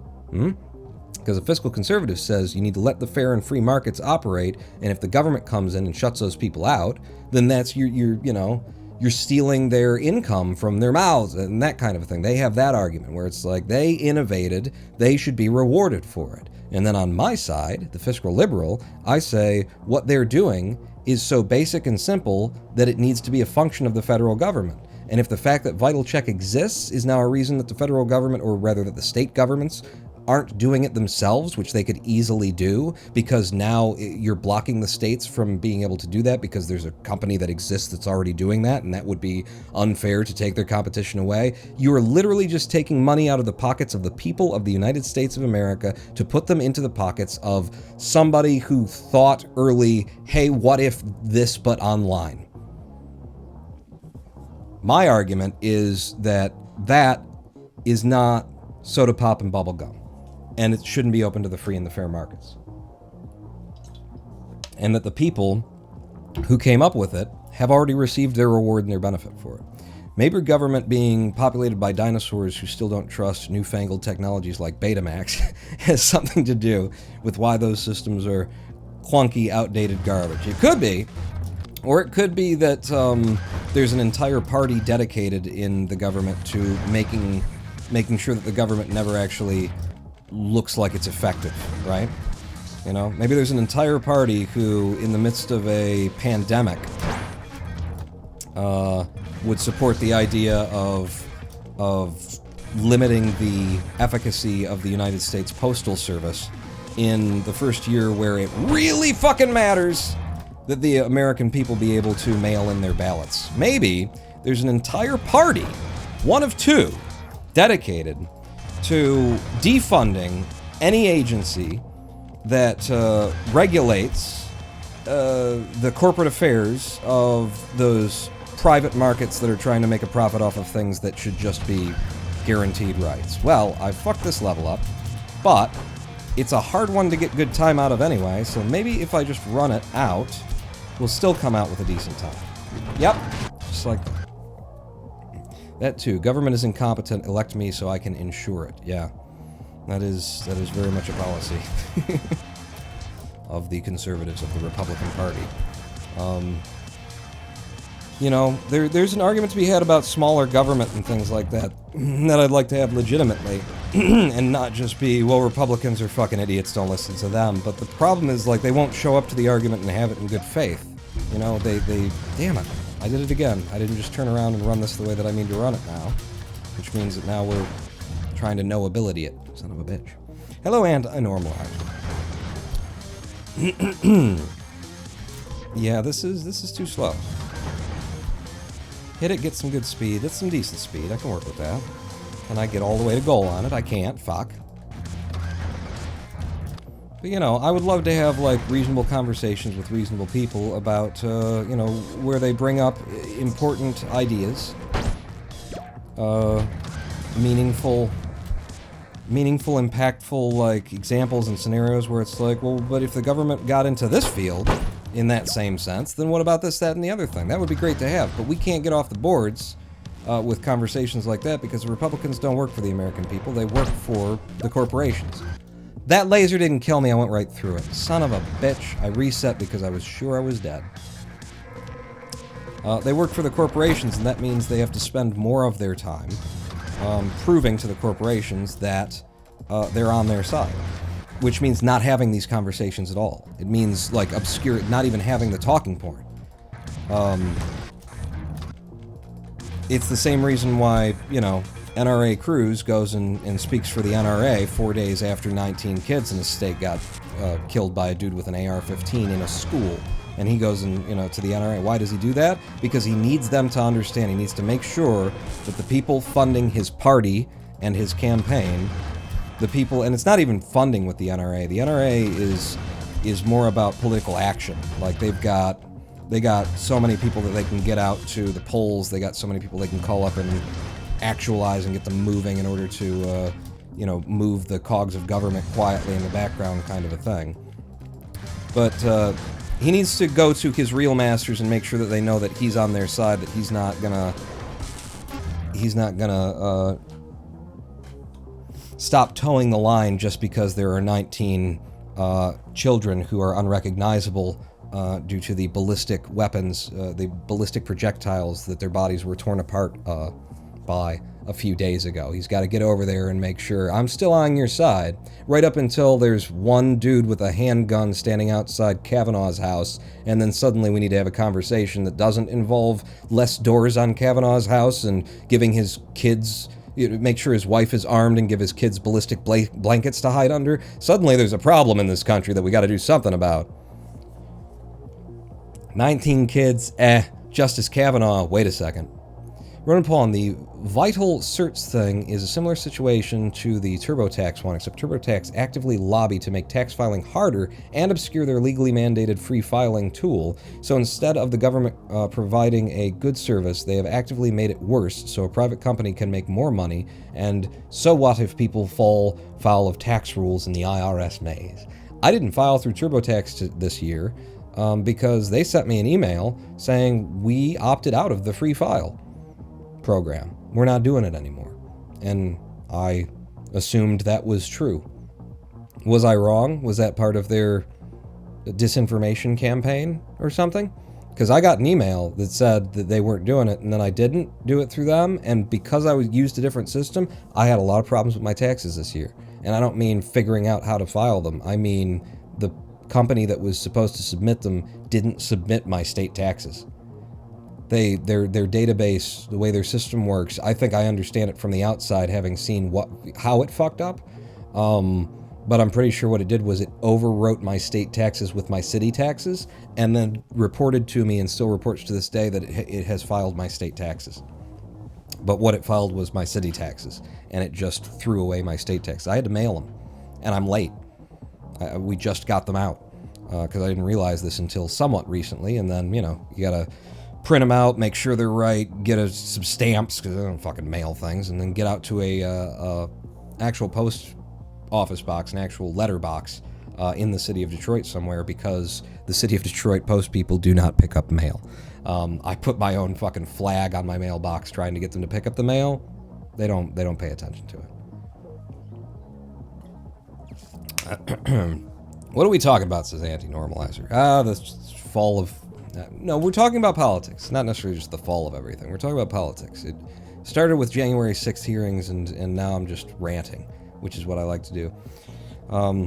How to file taxes with TurboTax for free. Even though TurboTax has left the IRS Free File project, it does still have no-cost options. It is possible to file for free through TurboTax, but there are a slew of requirements you must meet. They just sent me an email that said we're not doing e-file, free file anymore, and I believed them. Oh, I'm such a sucker. Gee, these corporations, we need to let them, continue to just operate independently without any regulation or oversight in the free and fair, laissez-faire fucking markets of the bourgeoisie, don't we? On paper, conservatism, or specifically is what we stand to gain worth the price in terms of any resource, money, natural resources, lives, whatever, to be paid, is essential to good governments. The problem is we don't have conservatives in this country anymore. We have corporatists fighting to protect the status quo on one side and authoritarian nationalists cozied up to white supremacy on the other. And it's hard to tell what side is what. Like, is there a side? Is there a division between these two? Sometimes, in certain places. How did I mean that? I meant it in a different way than I think it sounded. That cozying up to corporatists, that's on both sides of the aisle. That's the kind of thing. Corporations are always the bad guys, pure profit-seeking psychopaths. Right, because a corporation isn't an individual. Except under American law, where it is. But the reason why it's a psychopath without anything is not just because there's psychopaths sitting in the boardroom, which there absolutely are, sociopaths in particular, in the boardroom. But it's not just that. It's because it's a business. It doesn't have morality. It doesn't have ethics. It's not supposed to, right? That's what the proponents and supporters of capitalism in general are like. That's the benefit of it, is that it doesn't care. It's going to find the most efficient way in order to produce the thing and do, and because it has an incentive to blah, blah, blah, blah, blah, then we'll always get the And they say that as though we don't have, hundreds of years of evidence of that's not how it works. But yeah, that's the thing, is that they don't have any morality, they don't have any decency, they don't concern themselves with how is this going to, if our product causes cancer, their concern is, how's that going to be for our brand? They don't have that because they're not individuals, even though at the law they have all of the rights of individuals in this broken fucking country. The Supreme Court decides that a corporation gets the right of an individual, but an individual doesn't have the right to expect for their police force to do something. An individual doesn't have the right to not be harassed, abused, detained, physically assaulted by police officers if they live within 100 miles of a U.S. border. Did you hear about that one? Did you hear about that one? Did you hear about that ruling by the Supreme Court? That found ostensibly that if it involves immigration, if it involves an immigration officer, then he has every right to throw you to the ground, beat you up, alright? You're an American citizen, you're not an immigrant, but you don't have like a right to sue or a right to any remunerations or anything like that. If a border officer should assault you in the street, and then, here's what happened in this case, assaulted him in the street, and then waged a campaign of sicking all of the offices of federal power on this individual because he filed a complaint against having been assaulted in the street by someone who had no reason to assault him. The Supreme Court has decided that it would be too great a burden to place on the Border Patrol and the policing of this nation to allow them to be held financially culpable or responsible in any way when they so clearly abuse their power against the American people.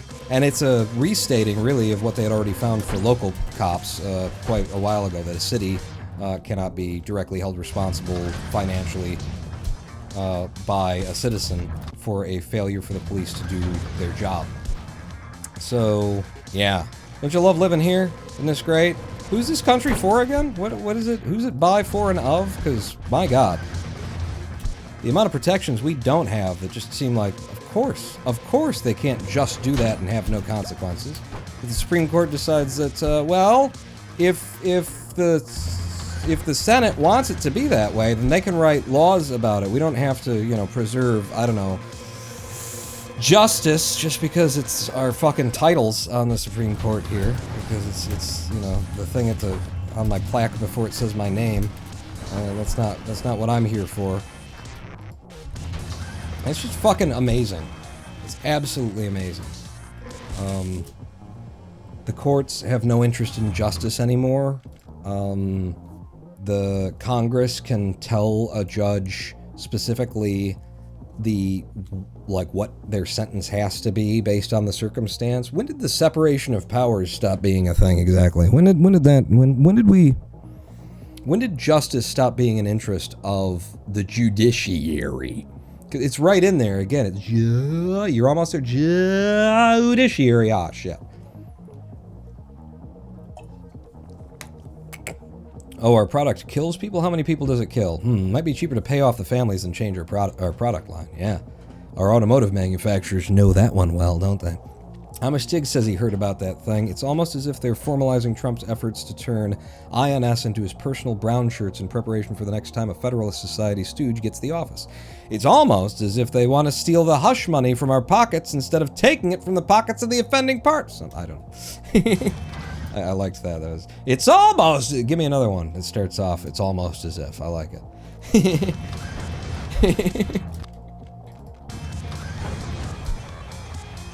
But we're well far away now in whatever the hell it is we're talking about from the January 6th hearing. I thought it was done well. It was... Okay, so my main complaints... I'm always playing devil's advocate. My main complaints were, number one, can they find no one in all of Washington who knows how to, hit the fade transition knob on cue during a live broadcast? I've run a show that involved me on this continent with Harvey of HOC Gaming on another continent, where we did a visual podcast live stream here on Twitch, where I had him and I green screened together in the same room that I manufactured from scratch, graphic designed the room. It never existed, I just made it into reality. And I ran the whole thing with him and muting him and changing scenes from wides to close-up for both of us. I'd play audio that I prepared beforehand, where I was playing a character that I talked to, Houston, and having him respond to me. Well, I'm on camera, so my lips aren't moving, doing a little ventriloquist act by pre-recording. I did all of that from this numpad with its 12, 15, 18 buttons on here, 21 buttons on here. From this numpad, I organized all of that. Can you not find someone in the entire House of Congress, in all of the staff that's there, who can transition along with a, written script? They were absolutely following a written script and going through a very... planned, rehearsed presentation. They're trying to communicate to the American people something that has been willfully convoluted and obfuscated by people who have an interest to make sure you don't understand what's going on, and that you've got a whole bunch of different ideas, and they have prepared a very specific presentation. You can't hold that against them. It's their duty, it's their job. It was an investigation. The goal of it was to report, and it's still ongoing, by the way, but the goal of it was to report its findings to the American people, that they prepare it for the American people in the most... Fuck, I saw my finger! It barely touched the reset button. My brain just says, oh, you hit a laser, you're dead. I'm not, finger. Work with me. So that was my first complaint, was the lack of production value in the inability to time, you know, I'm coming to the end of this sentence, and then we're supposed to roll that thing, and there should be somebody in another room who's, you know, listening and goes, and ready B-roll, and go B-roll. And then you press the button. It's the assistant, it's the director, and then it's the board worker. That's all you need. That's all you gotta do. It wasn't a big distraction. It was just, you know, nitpicking. Let's see. I think the country is meant to be for the people's freedom. However, nowadays there's zero chance of that being listened to by rich idiots who don't care about things until they're affected by it, which is either people being directly affected by it or getting less support because of it. The second one being more likely. And then Amish Stig says, can I just say that the feedback loop that arises when our political cynicisms interact with one another is incredibly cathartic and thought-provoking as often as not. I agree, yes. I enjoy our talks. I think that's what we're getting at there, right? Yeah, duh. I got through with a sub-8 time. It's a decent start. I got an incredible 4-2 there. It's all speed, it's all direction. I take it in here. If I can land him, jump, drop a truck, I'm in. And then I fuck up 4-3. I know what I need to do for 4-2, but I never do it. Now I've done it once. Maybe I'll really try. That was a gold on 4-2. Sum of best down to 124.64.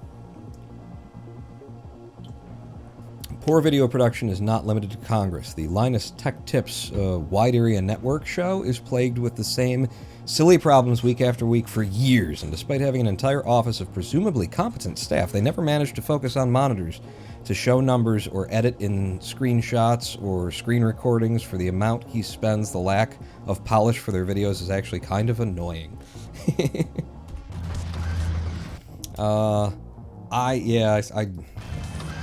didn't like the general kind of vibe of Linus Tech Tips a long time ago, so I never really got into it. And I think it had something to do at the time also with just like, it felt like, and I understand it's not necessarily this, but it just felt like he was shilling for Intel.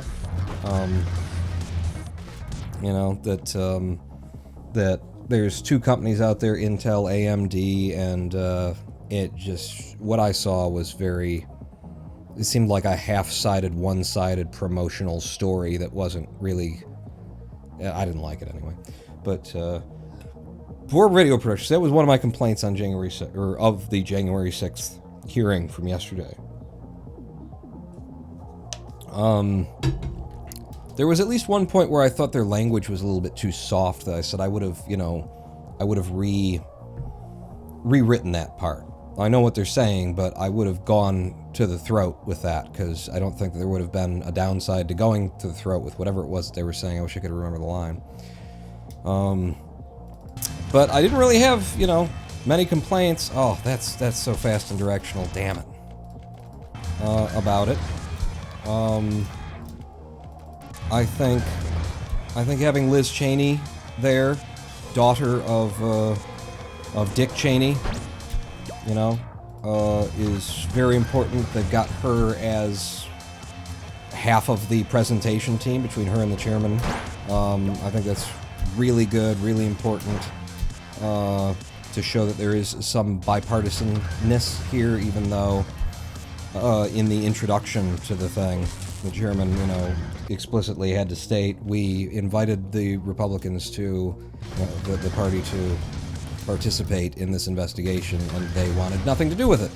And since, you know, it's like the attempt from the Republican Party to delegitimize an investigation into, you know, a group of 1,000 people illegally breaking into the halls that they themselves, that these representatives themselves, walk in, you know, on a day where many of them were secreted out through presumably like some kind of underground tunnel system kind of a thing. I would not be surprised at all. I would expect it, in fact.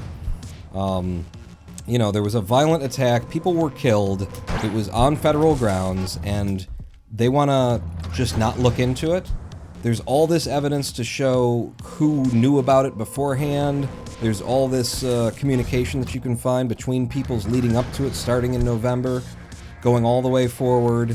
All the things that we already knew in the public before we got anywhere near hearings. And the Republican Party as a whole, the party, half of the two parties that represent the American people, is not interested in the threat upon the transfer of power and upon ostensibly just American democracy as a whole that happened on January 6th. Why? What possible explanation that isn't based on complicity, that isn't based on we don't want you finding out how deeply we were involved in this, could there possibly be? What explanation? You know, it's the same question I put forward to CRT. Whenever a Republican brings up CRT on television, my question is, you know, critical race theory. And they start talking about critical race theory, they start talking about CRT in our schools. They don't teach CRT in high schools and all the places where the Republicans have made laws outlawing the teaching of CRT. And every time that they make a comment about CRT, the agency that's reporting, whether it's television or press, print press, they have to, like, make a statement. They go out of their way to make a statement that that is not what critical race theory is. Just to be clear, the senator sitting next to me, the House of Representatives, the leader of the commission for the chair of the labor of the whatever, who's your official representative at the government, has just incorrectly identified what critical race theory is here. And we have to, you know, in order to consider ourselves legitimate journalists, make sure that the public who's watching right now knows that this person is not talking about what they're talking about. They are incorrect in what they are saying. Every time that that happens, wouldn't you feel stupid? Wouldn't you start to think, boy, does this make the Republican Party look like really fucking dumb? That every journalist that they talk to has to correct them on what these letters mean? Don't you think that would be a little bit embarrassing and they'd stop doing it? They don't. Why not? Is the question. They continue doing it. Why not? Why don't they feel stupid? Why don't they worry about their public image as they say the wrong thing over and over again, meaning something else entirely, and have to have it pointed out by journalists? Why do they keep saying it? Why? And if you answer either of those two questions that I just presented, either the CRT thing or whatever the hell it was I was talking about before it that led me into it, you find out what's at the core of the Republican Party, right? Because there is an answer to why. Why? Why do they keep making themselves look stupid by saying the wrong thing? Why don't they care what words mean? Those who stand to benefit from a push tend to not want the organization of a push examined too closely. It's nice of the Republicans to recuse themselves from an investigation that will undoubtedly implicate them. That's where it was. Why would you not be interested as, you know, representatives of the American people when the American people's houses of government were assailed as the votes from a federal presidential election were being tallied? How could anyone say this isn't worth our time? Finding out who did this, who's behind it, how it came to be, if there's anybody involved in government. Who could possibly justify that? No one, right? No, well, there is. The entire Republican Party did. So the question, again, to ask is why? And when you answer the question why, you'll know everything you need to know about the Republican Party. About the modern American Republican Party. And I am all for, you know, I think a lot of people show up and they say, that's not what republicanism is. That's not what it means to be a Republican. And I feel for you because, you know, I hope that's how you feel. I hope you feel that's not what it means to be a Republican. What I'm telling you right now is that the GOP, the RNC, the Republican Party, these organizations, that is what it is. That is what they're doing. It's not an opinion. You can just look and see what they've done. You can see the choices. Why would you not investigate an attack on fucking Washington? Cause Nancy Pelosi's a bitch. And they're teaching CRT in schools. Everybody's too woke. What? That's all you gotta do. What? Why not? They live in a world of alternative facts. Unfortunately for them, they're a much more succinct synonym for alternative facts. There's a much more succinct synonym. It's called fucking lies. I like that. But, like, I feel for you know, I want to believe that there's a huge group of Republicans out there, card-carrying Republican Party members out there who are not happy and have not been happy and have been, you know, in the same situation as every person on the other side of the aisle with the liberals, or every liberal on the other side of the aisle with the Democrats. Yeah. Been in the same situation of just being like, well, there's still the party that supports fiscal policies that I like. I hope there's a huge cadre of that little heard from Republican side of the Republican Party in American politics. But that group needs to come out hard and loud and start saying Donald Trump is the devil.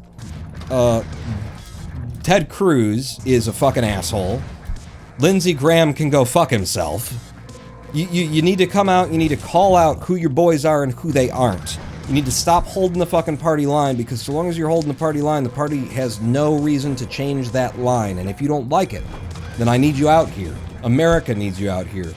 Democrats and liberals and socialists and communists like me, we all want to have important discussions about topics that concern us all, like gun control, and we want to have them with people who disagree with us, who have different perspectives, who are going to come forward and tell us stories that we never would have dreamed exist, and then be followed by people who show up and say, yeah, that happens to me too. I've had that happen too. I've worried about that as well. We want to have conversations about the important and difficult things that we need to do.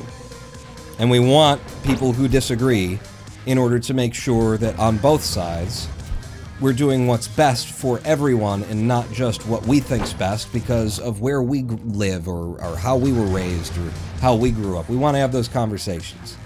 And I'd like to think that there's a portion of the Republican Party who wants to as well. But their entire policy has been, for a very long time, I mean, perhaps most notably in the Obama era, everything about Republicanism was just block Obama, block the Democrats, stop that legislation. Shit that they agreed with on a fundamental basis. They were out in front of saying, absolutely not, I'll never vote for it. Why not? Because it's Obama and it's the Democrats. You care more about the image of being against your party enemy than you care about your duty and the role that you asked to serve for the American people. Republicans need to step up and start fucking calling their party out on that and get the party that they want. If Republicanism truly isn't a majority of white supremacist, backwards thinking people who think that we should be having a conversation in 2022 about whether a woman has a right to self-determination, whether she has a decision in whether or not she has a child in a world where we have that medical technology. Like, if this is where we are, that we can agree at a rate of, I believe it's 75 to 80% of all Americans agree that a woman should have a right to abortion under some circumstance, and yet, what's the conversation from the right? Banning, outlawing, getting rid of it. It's murder. If these people do not represent you, you need to fucking come forward, step up, and take back the party name and say, we're Republicans and they're Trumpists, they're fascists, we're fucking done with them. And the best thing about... Shit, I forgot this level. The best thing about the hearings last night, the January 6th hearing, was that I felt the committee went well out of its way to create that space for fiscal conservatives, for Republicans who don't base it on we don't like brown people, to take their party back. But they went out of their way to point out, you know, as much as we disagree with these people, with this person, with the policies that this guy wants on the law and everything like that, at least these fucking individuals upheld their constitutional duties.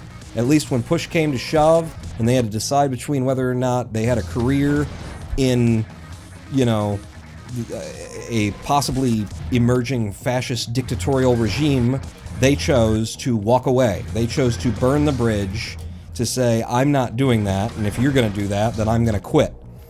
They went well out of their way to try to create room for responsible conservatives, Republicans who are sick of this shit, who don't want to be out there having to, you know, tie their fiscal policy to what they think's going to get them votes from, you know, backwoods two-tooth hillbilly fucks in Mississippi. There, I said it. If they're out there, then the Democrats who are leading this House investigation just gave you every fucking hole. They left a big fucking door open. They rolled a red carpet out for you to come forward and say, yeah, I'm done with this shit. Please take it, because, you know, I don't... If you take it, I will have hope for this country. That would be so good. If you take the opportunity that is open to you now to say, no, I'm done with this shit. If you go back to what you were saying in 2016. Remember that? Remember when Lindsey Graham came out and said Donald Trump is basically a piece of shit and he's a racist? He came out and he said Donald Trump is awful, and if my party, the Republican Party, decides to run this piece of shit, this individual who has no role in government, then they will get what they deserve when he loses. That was what Lindsey Graham said before, and then Trump won, and then Lindsey Graham was the biggest Trump supporter you ever fucking heard, baby! So if there are real Republicans out there who don't want their policies to be built around, you know, how many Christians who aren't real Christians can we convince to vote for us based on things that aren't related to government policy? How many white nationalists can we leave the room on the floor for whether or not we're on their side or not, so that they'll come out and vote for us? If there are Republicans out there who are sick of what GOP politics has become, now's the day, now's the time. Draw the line, say, we aren't part of the coup, we don't want to be part of the coup. Even people who were part of the coup, you want to fucking wake up, stand up, grab a chalice and say, I'm against it. You know, there are deals to be made. Liz Cheney said that. You know, that was, I don't know if she said it in that language, but it was real fucking clear to me. You know, the reason why this is broken into 5 different parts and why it's going to take a month long is because they are trickling out little bits of information, things that we already know, while opening the door and saying, if you know something about it, if you're a witness in hiding, or if you were a co-conspirator and you're afraid that the other shoe's going to drop, because if we know that, then we might know what you know. You come forward and talk to us, tell us something that we don't already know, we can make a deal with you. Those were the doors that were thrown open in this investigation to try and make it bipartisan, to try and allow the room for people to cross the aisle and care about America as a nation before their fucking party. I'm praying that some Republicans take it up, that some of these representatives, you know, step up. And that's all I'm going to say, is that I hope they will. I'm not even going to get into, you know, whether it's real. You're too work. How dare you take away my blissful ignorance? Let's see. On a fundamental basis, they torpedo their own bill when they found out it was popular with Democrats. During the Obama administration, I was talking about that. So I think it started with the death of the center, Robert C. Byrd. He was shit at times, but he was of sound mind. I don't know about that. I know about the things I know about, and some of them not even. But I don't know about that. But yeah, the January 6th hearing, It was good. If you haven't watched it in full, it's quick. It's, you know, it's like an hour. They kept it brief. It's just the first part of it, and it was just about establishing what actually happened, really. When you get down to it, they brought out the video footage that we hadn't seen because it was, you know, protected, classified from the hulls, from the interior cameras and stuff like that, and they established the timeline of events and who was where when, and they were just trying to set out what actually happened, because there's a lot of people who have already done a lot of work presenting it as something else. You know, starting with the idea that it was just a crowd that got a little bit out of hand, and then this thing kind of just happened. You know, it wasn't planned or anything. It's just people were listening to the president speak, and they got excited, and then they walked over here, and then somebody broke a window, and there you go. It's that kind of thing, man. It just happened. Nobody was...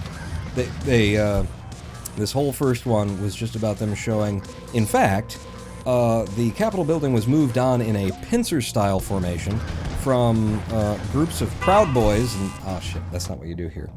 From groups of people who we have footage of them, like, checking into their hotels and hiding guns in the fucking potted plants and shit like that, who did not walk over from the ellipse to the Capitol building, but who walked from just straight up the road to the Capitol building at the hour of arrival that had been determined, and all that kind of stuff. They were just showing what actually happened, because there's a different narrative out there of good, honest Americans who just showed up to hear a speech, and it turned into a spontaneous protest that just happened to have people in full military gear, armed with tear gas and mustard, pepper spray, and attacked police and all that kind of shit. But that's all the first one was, you know? It alluded to all of the other things that they're going to get to, but didn't name names. They mentioned that they have a list of individuals who, in the days after the attempted coup, a list of individuals who contacted the president seeking a pardon. Who, before there was an investigation, before there were arrests being made, people who knew that they had done wrong and that they had lost, and so shit was going to be coming for them at some point, who called up and said, I'm going to need a pardon now. I did the thing that you asked me to do. It didn't work out for us, so I'm going to need a document with signatures saying that I can't be prosecuted for the things that we planned together. Okay, Don? They have a list. And can't wait to hear that list, huh? And it's going to be pretty important. Find out who's on your side and who isn't. Who was, you know, in the halls of Washington planning this thing. You know what else happened I don't think I've mentioned here today is a Republican gubernatorial governor candidate in Michigan was arrested by the FBI right here in my home state. Arrested, he was arrested and charged based on FBI charges that were brought before the court because of his participation. There's photos of him there, but it's not just photos of him being there, which is in and of itself. If he was on the property and he was in the building and he didn't have the right to be there, then that's a law violated. But there seems to be evidence that he was in groups that were, fighting police officers and stuff like that. This is a representative forwarded by the Republican Party to be the governor of Michigan, who on January 6th was attempting a coup. Was attempting to make sure that the American people's votes were not counted. Okay, up to here, up to you. Dig deep. Big throw, we got it. In. Run faster, jump higher. That's another PB, and that means another free copy of Clustertruck given away here today. I took more than another half second off of my time. 134.02 is close to being sub 134 as you can get, except for by one, because there is a 0.01. Actually by 2, because there's also 0.00. I mean, if you're a programmer, you start counting from 0 and then up, so. Thank you for saying that shit, because it gives me a little bit of hope that maybe that will happen. Peter the Gray, the Republican Party thing? I mean, I gotta believe there are fiscal conservatives out there who I would sit in a coffee shop and argue with. Oh, I wouldn't drink any coffee. I can't do caffeine. Sit in a bar and I will argue all night your position against my position. At the end of the night, I'll shake your hand and say, hey, thanks that was a good time. I enjoyed that. I gotta believe they're out there. The people who don't throw in behind fucking the good people on both sides at the race rally. You know, I gotta believe they're out there, and the Democrats threw a big wide fucking door open for them to cross their own party line and demand responsibility and accountability to the people and to their oaths of office before, you know, to Trump's fascism. Hypothetically, if old Donnie did pardon everyone who stormed the Capitol, what then? What could be done about it legally or constitutionally? Would he basically get a free pass, or could he be tried for treason or impeached again? I don't know. Can you undo that sort of a thing? Like, if the president is found to have been involved in a conspiracy, and then, while he was in the office of president, misused the power of the presidency in order to protect his co-conspirators from prosecution, I'm pretty sure in all of the law, that's still prosecutable. Like, that's, like, that it doesn't count, you know? There's just a billion different things that pop to mind, starting with unclean hands and you know, conspiracies and stuff like that, just conspiracy law in general, collusion with an agent and that kind of a thing. I'm pretty sure you would still be able to prosecute all those people, because if the act was to protect people from prosecution for crimes that they had committed, then the act itself was a crime and can't be taken seriously or something. I don't know. And would his presidential pardons be invalid? I don't know. That's what I'm thinking. But, okay, Mephistopheles, you won last time. You will be receiving a Clustertruck copy, but new PB means a new Clustertruck giveaway here. So that one was complete. I'm clicking buttons and reading what I'm clicking. And now I'm going to go over, I'm going to open up another one, Clustertruck code, start giveaway. Your giveaway is started in chat. Here we go. A free Clustertruck Steam Code raffle has started for viewers. Use the !raffle, all one word, !raffle. Type that into chat right now if you want to win a copy of Clustertruck. Mephistopheles, if you're still here, you already got one, don't enter. I won't give it to you if you win. Yeah. So it's open now for the raffle. If you win this, I'm going to give you a copy of Clustertruck by way of a Steam code. You've got Steam, right? Where's Steam? It's over here. You go to Steam, and then if you need, you go down here to the bottom left, over there, click Add a Game, activated. No, not activated on Steam game. What do? You click here. You activate a product on Steam. Click Next, and then you enter the product code there, and it's going to give you a license for Clustertruck. That's how that works. So what I'm going to do is, since we just got a PB and we've been here for over another hour since our last PB, I'm going to take a live stream break. Don't forget to enter. If you want a raffle in here, !raffle in chat right now gets you a ticket to possibly win a free copy of Clustertruck in the form of a Steam key. I'm going to save that split. There we go. And we're going to take a 7-minute live stream break. Go grab a snack, go something. Meet me back here in 7 minutes. Find out whether or not you won. I'm going to play some music that I always have to fight for the copyright on, but it is absolutely in the public domain. It's the U.S. Army Blues, a band that is in the employ of the United States people, U.S. Army band, called Not on the Bus. Meet me back here in 7-8 minutes. Pawn that out.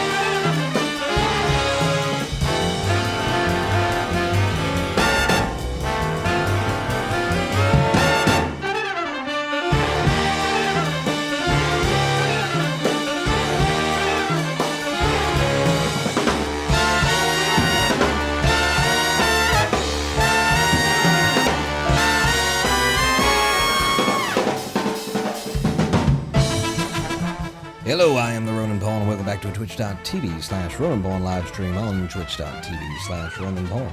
My producer Bags, the cat, is sitting next to me. He called me back from the live stream break. You know, I was in the powder room, not the bathroom, where in my trailer where the girl powders me for showing up on stream. Yes, I am wearing makeup, and yes, I still look this bad.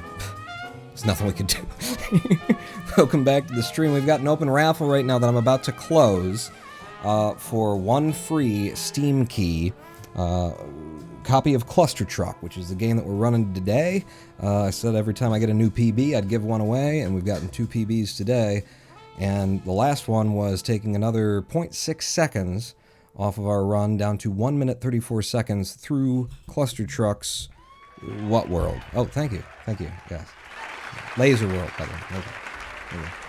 Okay. Yeah. It was a good PB. Sergeant First. No, not Sergeant First Class anybody. Back over to the game, which is actually not.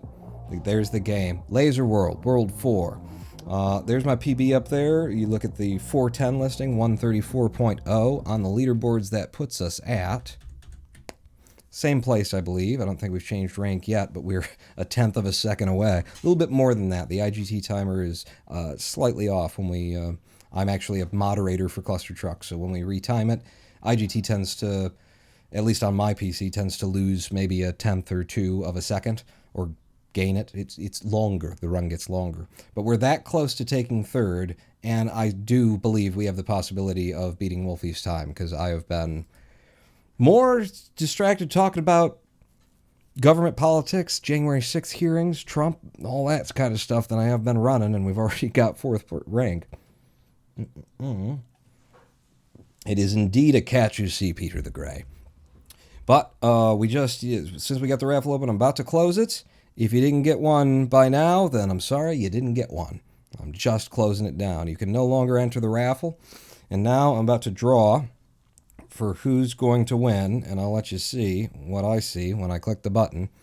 In 3, 2, wait, no, we do the thing. Roll the beautiful bean footage. The drum roll, yeah. And the winner is Ionut Kings.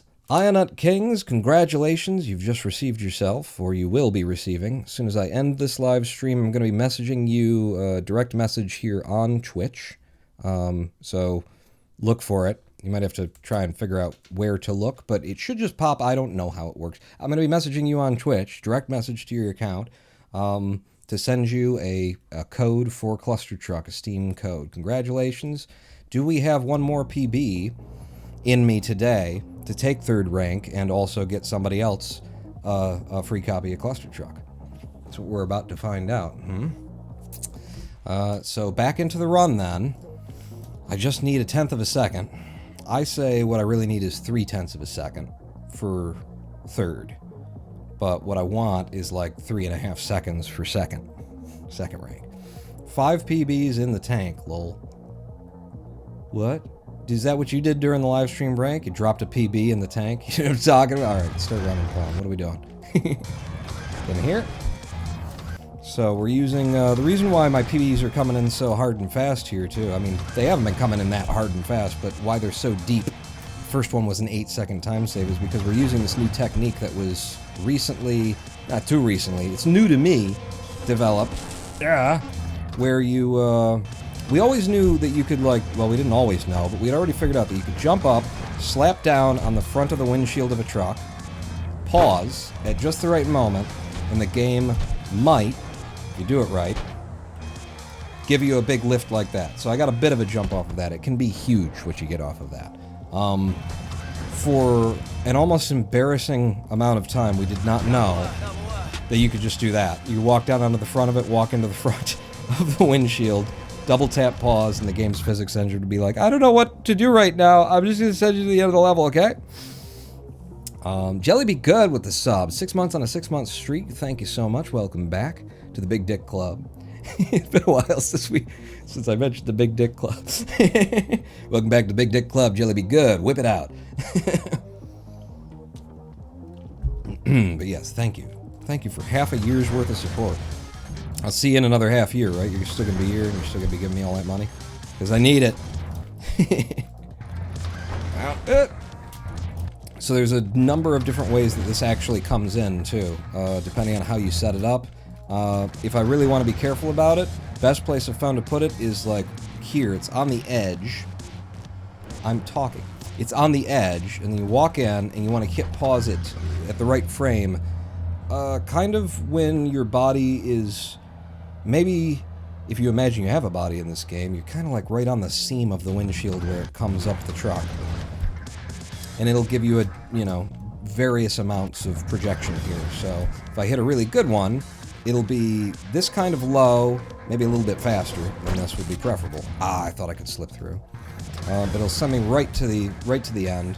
A lesser one will be more height and less speed, and I might not actually get to the end. But using this, I don't have to run the game anymore. Which is a shame, because I actually started as a Clustertruck Speedrunner in the no ability category, where you don't have levitation, you don't have truck boosts, any of those kinds of things, so I was all about just running the game. But I love this for any percent. It's bringing in so much time save and so much consistency that we didn't used to have in this game, and damn it, Pawn. What? You were on good time, and you forgot that you have to actually run this level. Can't be leaving seconds behind by forgetting what the level is. How can I get the game, says IONut Kings. I'm going to be contacting you here on Twitch. You'll get a DM, a direct message from me on Twitch after the end of the live stream, and I will be sending you the Steam code. First, I will send a communication to your account to make sure that it was you, and you need to use the word rutabaga. No. Confirming that I've got the right account, and then after we're all good, I send you the code. You put it into Steam client. If you don't already have it on your PC, you download the Steam client, put it in Steam, activate a new product, put the however many characters are in the thing into it, and it'll download you a copy of Clustertruck. Damn it. Huh! Alright, so this is high, and slow, but maybe it allows me to get through here, and maybe I'm willing to run on an 8.3 if the next thing comes in well. It's the kind of judgment that I'm constantly making. It wasn't the best, but hell, do I want to keep resetting? That was a good one. 7.6 to start. I need to reset coming into so many of these levels, and it's so hard to remember. That truck just jumped up on me. The other thing that I should be doing on level 1 is coming in as fast as I can, turn around, just trying to fire it off. Just grind it. Yeah, sloppy. Because then I won't be leaving, 0.3 seconds on the table to taking longer to set up the... Whoa! To set up the trick. Come on, I want this. It's so fast! Damn it. That would have been a low 7. It wasn't that fast. Alright, this one looks better. I mean, not as fast, but more chance for me to slip through the lasers. The lasers are completely RNG on this level. Absolutely random in where they're going to be, the speed that they move, all of it. Okay. Oh, still threatening to hit that threw me hard left. The crystals coming out of the ground there. Whoa. That was an interesting one. I didn't expect that to come in, to be honest. Send me on through. But yeah, we've been talking about the January 6th hearings, the, attempted overthrow of democracy, coordinated attempted overthrow conspiracy. Yeah! Okay, that last laser disappeared for me. Thank God. And just talking about, politics in general, and my God, what happened to the Republican Party, and that kind of a thing. I was thinking during the live stream break, if we...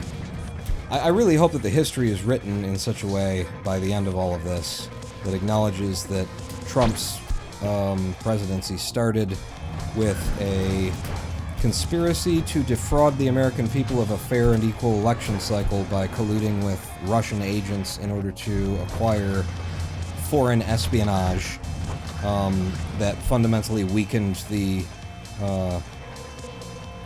United States' wow.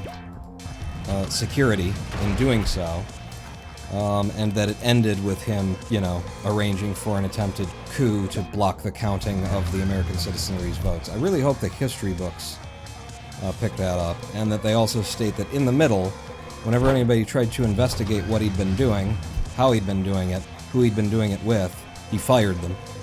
Whenever somebody told them, you can't do that, Don, it's illegal, he fired them. That he had 220 executive orders, I think it is, and more than half of his executive orders were overturned in the federal courts for being illegal. That he was trying to deprive American citizens of, you know, rights and due process and all kinds of things from the beginning to the end. He started by fucking with our election cycles. He ended by trying to fuck with our election cycles. And in the middle, he deprived American citizens of their rights. 2 golds there across 4.6 and 4.7. Sum of best now down to 124.03. We're on the verge of going sub 124 in the SOB. What is the world record here is 116. Emily's doing some crazy shit, is what she's doing. Wolfie's got a 129, though, so at least my sum of best is better than Wolfie, but I would have to be running within 5 seconds of my sum of best to beat Wolfie here. It's not a small ask, but it could be possible. Wolfie's time is from a year ago, I believe, is what that says, and so he wasn't even using these techniques when he got that 129. He's a very consistent runner with some of the best strats in the game. Okay. That's not a great throw, but a good, like, start, and sometimes it balances out, but you got it started fast, even though you didn't get a good hit. But yeah, I really hope the history books don't try and, like, whitewash Trump's presidency, because it started as it ended, and hopefully the House hearings here, the investigation, will make it so absolutely, unequivocally clear his involvement in the final conspiracy, that there will be no question left in the minds of historians his involvement in the first conspiracy, for which a multitude of his campaign staff are in prison right now. They've definitely been, you know, they were convicted. Depends on whether he managed to pardon them before he left and stuff like that, whether he managed to get the people who helped him steal an election. I mean, let's not say steal an election, let's just say steal an election. It's amazing, right? Fuck, I thought I was dead. Amazing that the people complaining so much about the idea of stealing elections are the ones stealing elections. Gee, where else do you see that kind of behavior, you know? People who are guilty assume that everyone else is guilty, you know? You ever had somebody who you were dating who always thinks that you're cheating on them and then find out later they were cheating on you the whole time? Yeah, what's that about? But yeah, I would say colluding with a foreign state in order to acquire espionage that fundamentally weakens the United States security to release, in order to then just jump up and down on it for a campaign cycle saying, you know, but her emails, though, without, like, does anybody know if there was anything bad in her emails? Because that's what you'd expect, right? You'd expect they get her emails, and then you could see, oh my god, this horrible, political, partisan, evil person who's, and they've been misusing their power or something like that, right? Because otherwise, like, having those emails and making them public, if you didn't really have anything to say about the content of the emails, doesn't it just prove that she was doing her job and was trustworthy to do her job? And isn't any complaint about, like, the fact that her emails were able to be hacked a complaint that you should be issuing to White House tech security, and up to the NSA for allowing her to maintain a off-site email server and not demanding that if they were going to allow her, not making sure that it was absolutely 1,000% secure, as it possibly can be? Like, isn't that... I mean, you don't blame a president for being shot, right? If you're gonna blame people, you blame the Secret Service for not making sure that it didn't happen, right? And if it's like, well, the president said that he didn't want us to something, it's your job to protect the president, though. So you work around it, or you say that's not how it's going to be, Mr. President. Or Mrs. President, when that happens. I don't think Nixon is fondly remembered, so hopefully Trump will find himself in a similar situation. Might not be until after he dies, though, so people can disavow him without consequence. Amish6 says, I don't remember. I know a concern was that the email server wasn't according to procedure, off-site, not following security protocol, or something like that. No, don't know if anything ever came of the contents. Don't you think you'd remember if there was something? Because I don't think there was anything, you know? And I'm sure you could have, like, pulled some stuff out and said, look at this, look at her talking to these Democrats over here about their plan to something, and the other thing. You would expect to find, like, some partisan politics from politicians sitting in, you know, offices and stuff like that, but if there wasn't any there, then my God, how exactly the way it's supposed to be that she did it off, you know, government equipment, and she did it on her own or something like that. And if it was there, it's like, that's normal though, right? Republicans wouldn't criticize her for that, because then they have to, you know, if anybody ever saw their emails, holy shit, right? And there wasn't. I just don't remember that being anything about it. It was just about the emails and the fact that she had a thing off-site. And it's like, yeah, well, she's not... Did anyone who voted for Hillary, which I didn't, did anyone who voted for Hillary for president think that, like, the most important thing was that she be tech-savvy in server management? Did anyone think that in her role as Secretary of State that was part of the job either? You know? That she know what the ideal security protocols are for hashing this and the other thing, and like, don't you think that that's the job of someone whose job that is in government, and that they allowed her to maintain it off-site is like not so much that she shouldn't have asked, but that they should have said no. Or they should have said, if it's going to be off-site, then we need to come and secure it on a regular basis and make sure that you've got all the things and look at your history logs on a weekly kind of thing and make sure nobody's been in there. Like, how is that her fault? And they managed to turn that into a whole fucking platform after themselves getting it from a foreign state in order to affect the outcome of an American election in a way that the foreign state wanted it to go. Gee.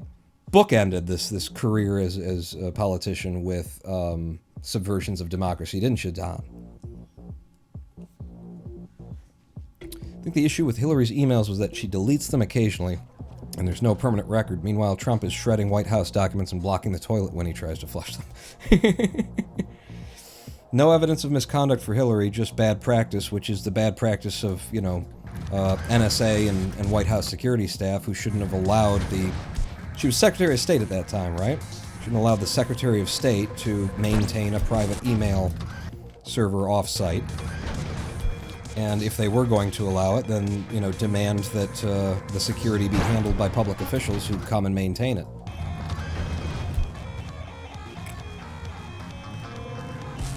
Damn it. She is a lawyer. She knows what's legal and illegal. And that's a good thing, isn't it? You know? You don't want... I mean, here's the thing.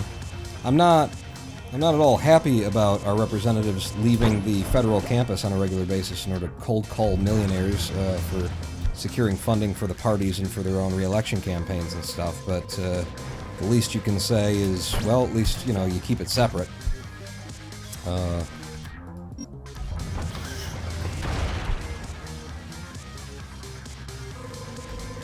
But yeah, I mean, that's where we are, right? I'm not crazy. I mean, a little bit. But I'm not crazy in being like, so Trump started out by subverting the natural processes of an American election by colluding with a foreign state, and at the end, subverted the natural processes of democracy in America, attempted to, in order to have himself a little coup, and maintain power after the American people had voted him out, through a campaign of disinformation along with a physical attack on federal buildings that threaten the lives of members of his own party, you know? I mean, I hope that comes up. I hope there's a nice big conversation about that if this thing would have gone a different way, if they wouldn't have gotten Mike Pence out, if they wouldn't have gotten Nancy Pelosi out, that we could have had, like, executions on the lawn of the, damn it, I fucked it. Of the Capitol building that day, right? I mean, that's what they were calling for. Like, before they marched over, 0.3 seconds off of another PB. I stole a free Clustertruck key from somebody by being a third of a second too slow. If things would have gone a different way, the guys who walked in wearing military outfits and bulletproof vests and carrying tear gas grenades and pepper spray and weapons and ordnance, those folks were not there to just break some windows and go home, right? We could have seen assassinations on the lawn of the federal government in Washington, D.C. if things would have broke a different way, and I hope that's talked about. I hope that's brought up. Ronan Paul, here's a thought. Both RNC and DNC got hacked, but only one got released. Tells me that one had stuff worth holding on to as compromising something, and the other only had stuff that was politically damaging. What did the Minecraft villagers show? Yeah. But I mean, imagine that. It just had to break a different way. If they wouldn't have gotten those representatives out, there would have been blood that day, more than there was, because there was blood. People died, people were injured, people were trampled and beaten and pushed down. People got concussions that, you know, that woman who testified, she didn't say anything about it, but I'm thinking, so you were pushed down, forced to the ground, cracked your head on some stairs behind you. Anytime that a human being has a concussion, you are now like 7,000% more likely to have another concussion. So what is her role in policing the Capitol now? Like, is she still in that position? Which, if she is, fair, you know, I'm not saying she shouldn't have the job, I'm just saying, like, she is now in a role where her life, if she is still allowed to be in that position, she's in a role where she is in greater danger today than she was before, because she's now been knocked out due to blunt force trauma to the head. You know, there's more story. What I like about that presentation that we got in an hour is that it was so clear that there's more story than what they chose to tell, and some of that is stuff that they're never going to tell. You know, like, obviously they're setting up things for the next 4 of these hearings that they're going to televise. But some of this stuff is like things that they could have gotten into further. That said, I did not like that woman's opening statement. I just found it too, you know, I don't know, too touchy-feely, emotional, too my personal experience kind of thing. And you can do that and sound a certain way and come off a certain way. The way that she did it, she came off to where it seemed like an opening for people who want to disbelieve to say, oh, they got a pretty blonde to stand up and say that she had a bad time, you know, something like that. It's not necessarily that I didn't, you know, that I disagreed with anything that she said. It's just like, you guys probably should have just cut that, or I don't know. I wouldn't have put it in, or I would have had it rewritten or something like that. Specifically, the Russian word for compromising information, a cheeky suggestion of who was behind it. Find any cases. I'm still waiting for the contempt of court and disbarment for the lawyer version of defamation from Amber Heard's lawyer, who is currently out publicly discrediting the court case about Johnny Depp's defamation court case, which lawyers are not allowed to do. That's an interesting thing. I was so, you know, oh, look, rich people having fun in the courts, you know, rich people going at each other in the courts over fucking bullshit with that. I wanted to hear nothing of it. But by the end of it,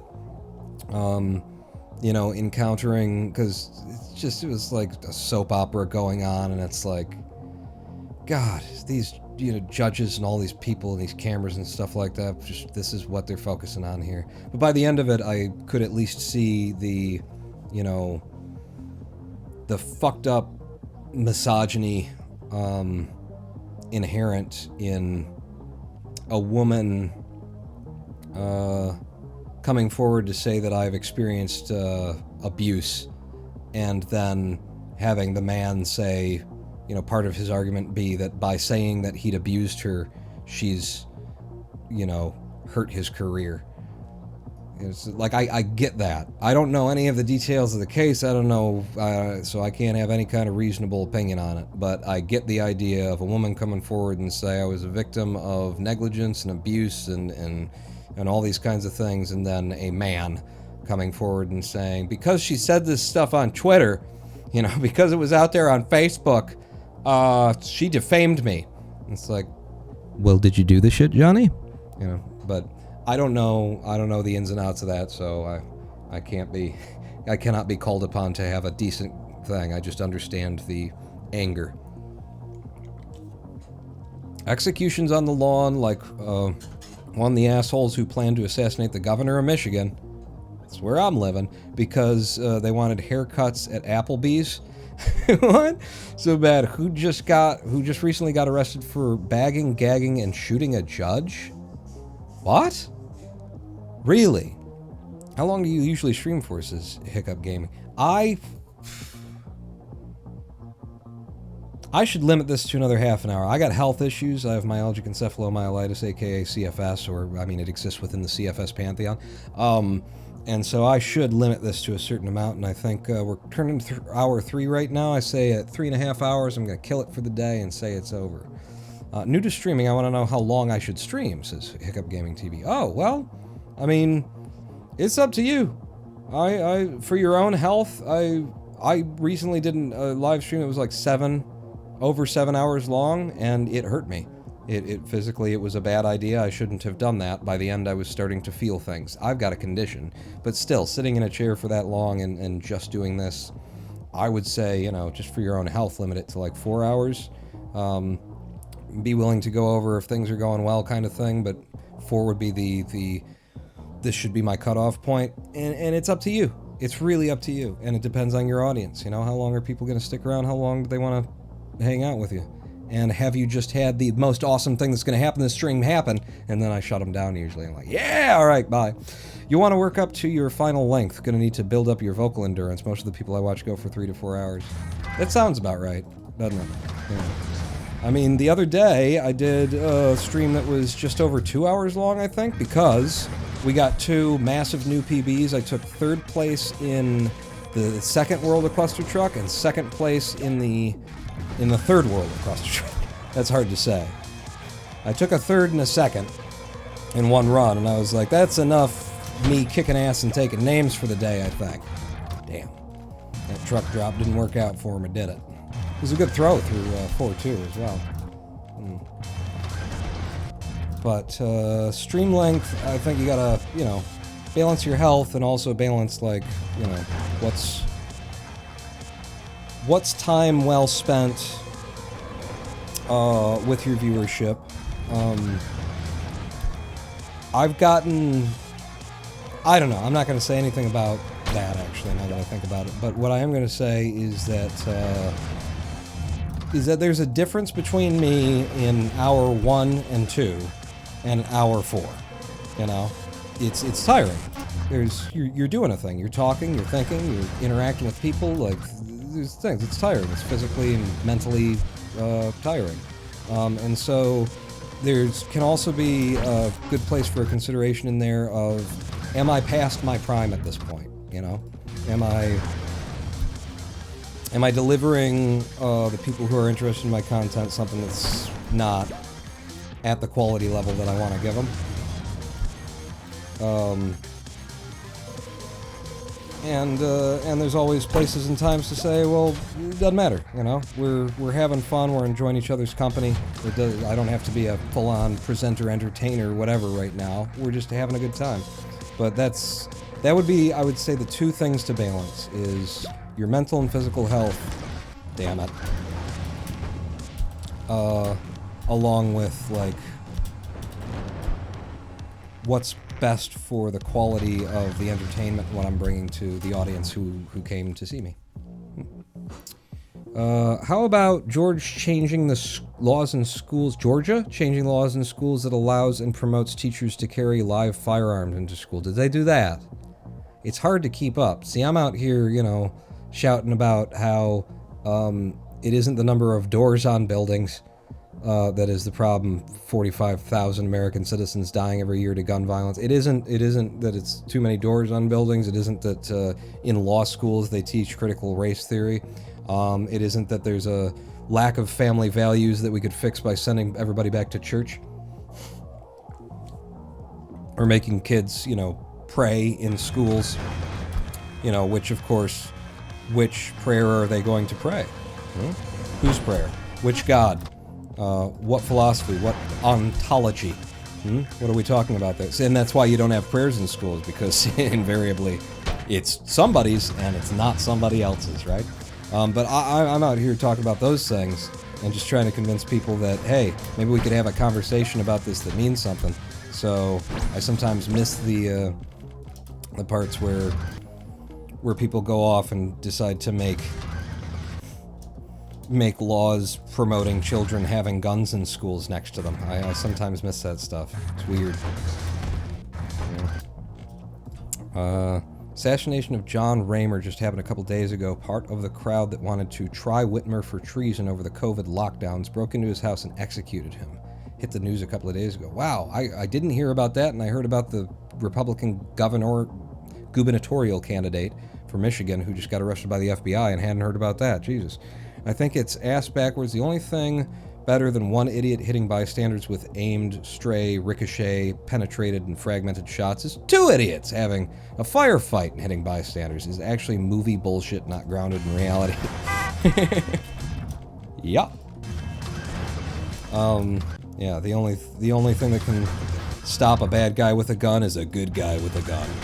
Well, you know what can prevent a bad guy from getting a gun is, like, reasonable laws about the procurement of magic death devices. We live in a world, ladies and gentlemen, we live in a world that is ostensibly the Harry Potter universe. I want you to know this. We live in the Harry Potter universe. There exist here magic wands. You can point them at someone, and with these wands, they're designed for a specific thing. You don't even have to say any magic words. And by your will, by pointing it at them and squeezing, you can make another human being cease to be. Anybody got a problem with us making sure that the people who have that power aren't fucking crazy? Anybody got a problem with that? Or that they have, like, taken a gun safety course, they know how to handle it, they know how to clean it, they know how to keep it safely, something like that? You know, some kind of law reminiscent of, I don't know, a license to drive a vehicle on roads because it's a deadly weapon that even when you're driving it safely, you can still do harm. Like a gun is a deadly weapon that even when you use it safely, you can still do harm. Gee, what if we had a simple licensing system? And you know, there's more. There's more that we should be doing. There's more that we should be doing. We should be allowing the states, of their own will and their own determination, depending on their problems with guns and things like that, to decide to, you know, by the populace, by democratic actions of the populace, to decide we don't want guns. We don't want these kinds of guns. We don't want any guns. The states should have the power to make that decision of their own volition. But they are hamstrung by the Second Amendment. Those things I think we could support as well. But first and foremost, Jesus Christ, is there still an argument that anyone can reasonably have over the idea of making sure that before somebody picks up the magic death wand, that they have received training, that they have had their background checked reasonably?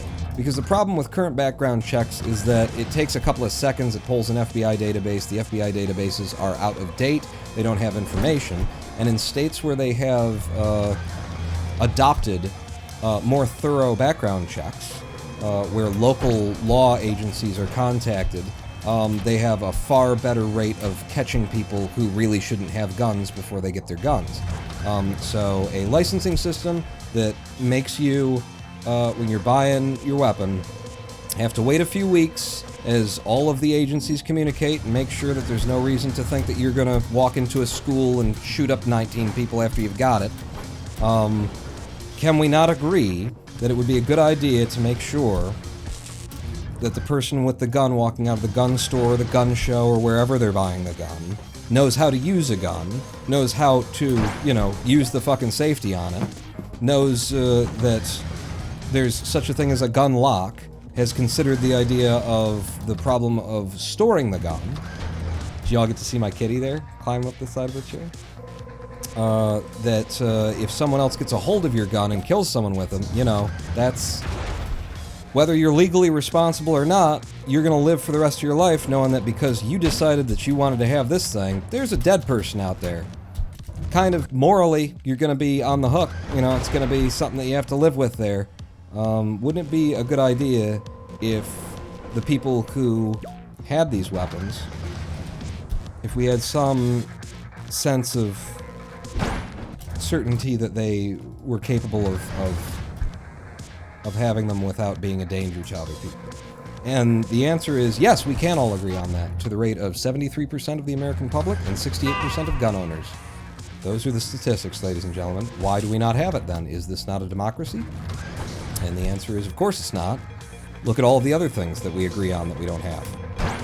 Like universal health care, like a law protecting a woman's right to an abortion. We have a majority consensus amongst the populace in this country about these things that other nations have already secured and wouldn't for the life of them imagine that they could possibly be discussing in 2022.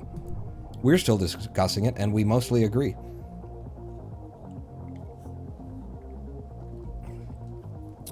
You used to see idiots in movies think that no one is really this stupid, and then you see them on the news. How about the escaped convict who ran into a gun shop while still wearing the convict outfits? The police on his trail. The store was legally required to sell him the gun. Really? That sounds like a comic book or something. Sounds like propaganda to me. Gun stores are permitted to refuse sales for any reason, including suspicion of being a stray purchaser. Straw purchaser? Straw? I think it made more sense stray because he's a criminal at stray. He's strayed away from the criminal plate. I don't know. Or at best a law-breaking gun store clerk trying to cover their own ass.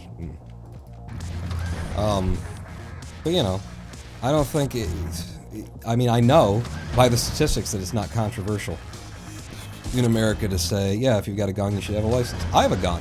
I don't have a license. I got a big fucking gun. I got a big AR. No, I got a shotgun is what I got. You know why? Because I wanted to make sure that if I ever pulled the trigger, I was going to hit something.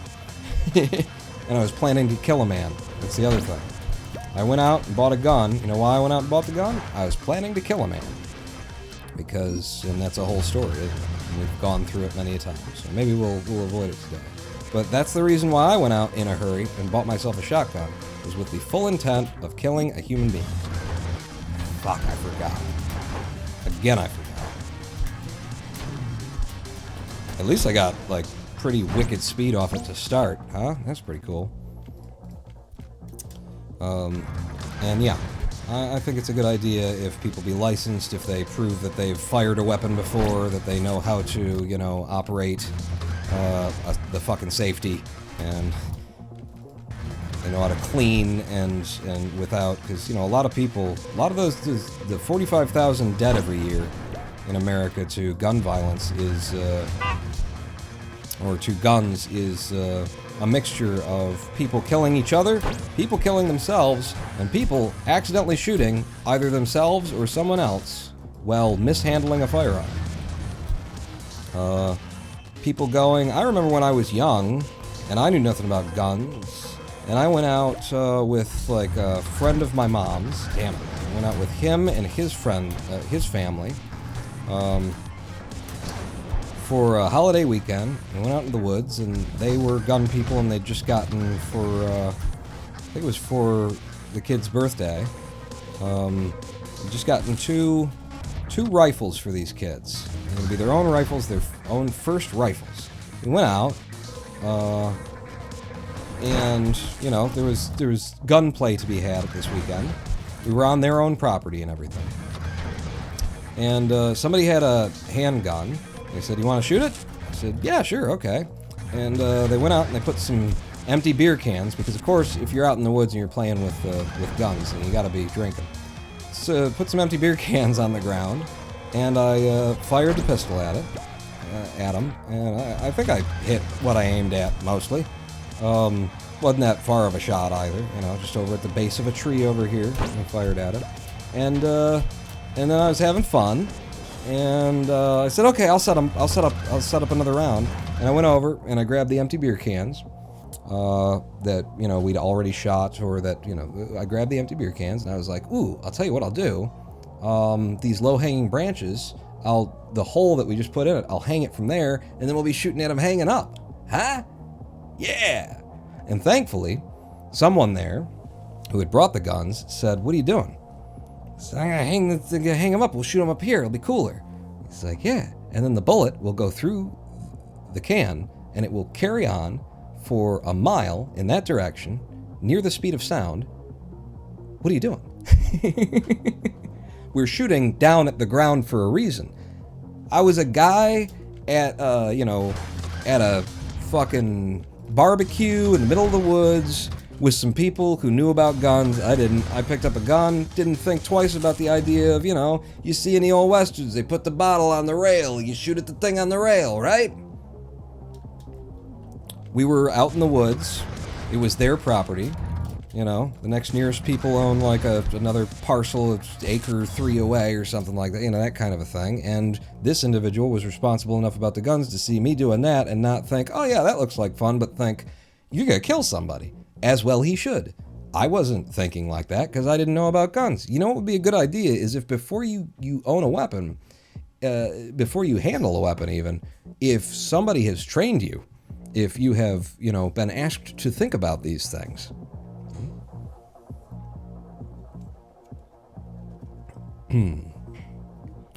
My school had an armory in it for the express purpose of arming children. Military school? Old school marksmanship team style, I hope. If not, that's fucked up. Well, the Army cadets had their machine guns, but I was in the RAF section and we only got single-shot rifles.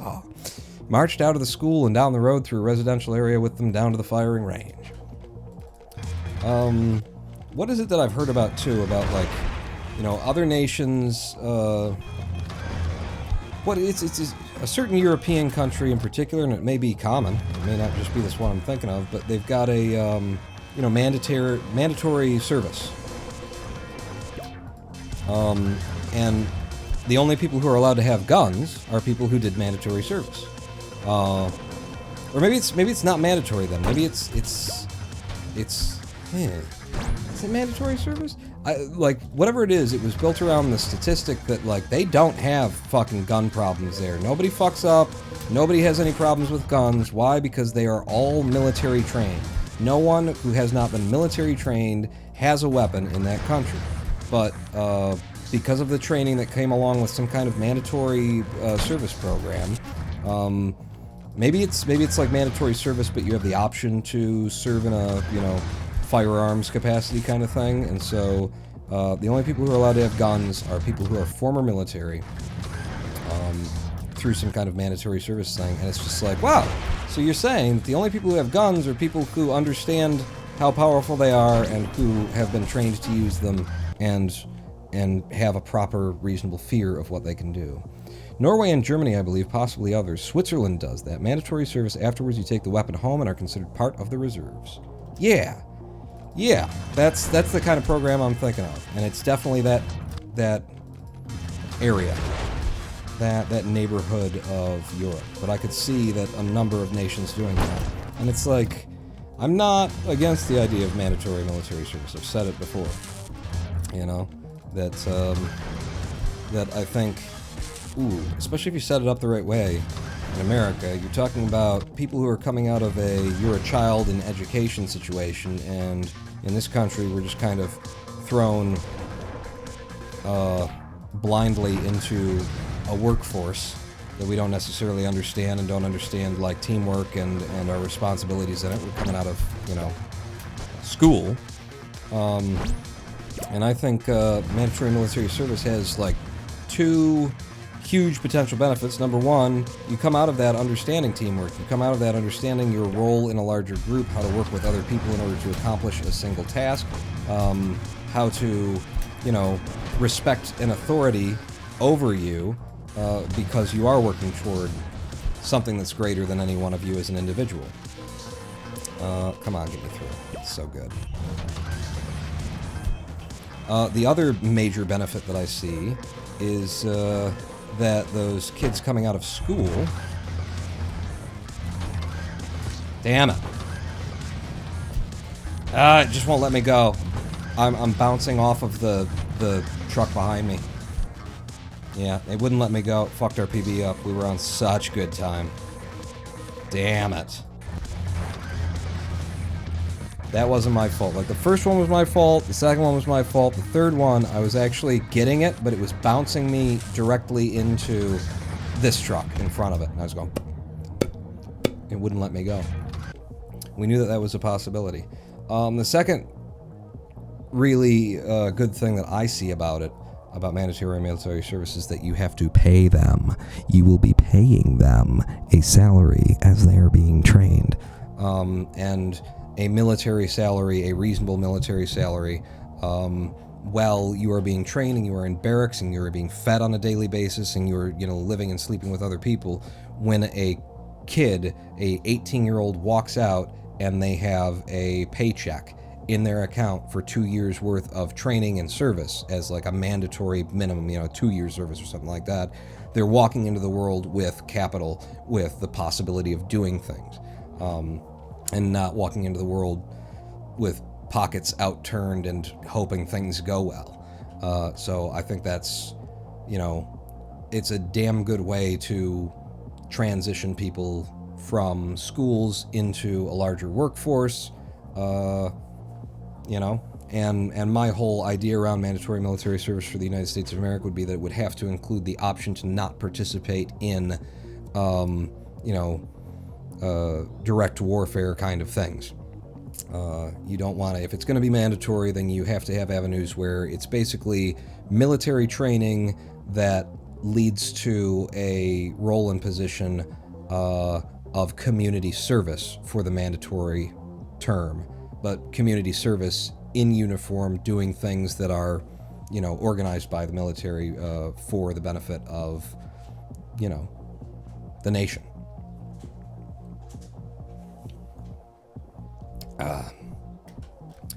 That's the kind of program the founders were thinking of. Militias weren't a couple of dipships putting together a paramilitary in their mother's basements. They were what we know today as the National Guard, and Washington still hated them as incompetent compared to career soldiers.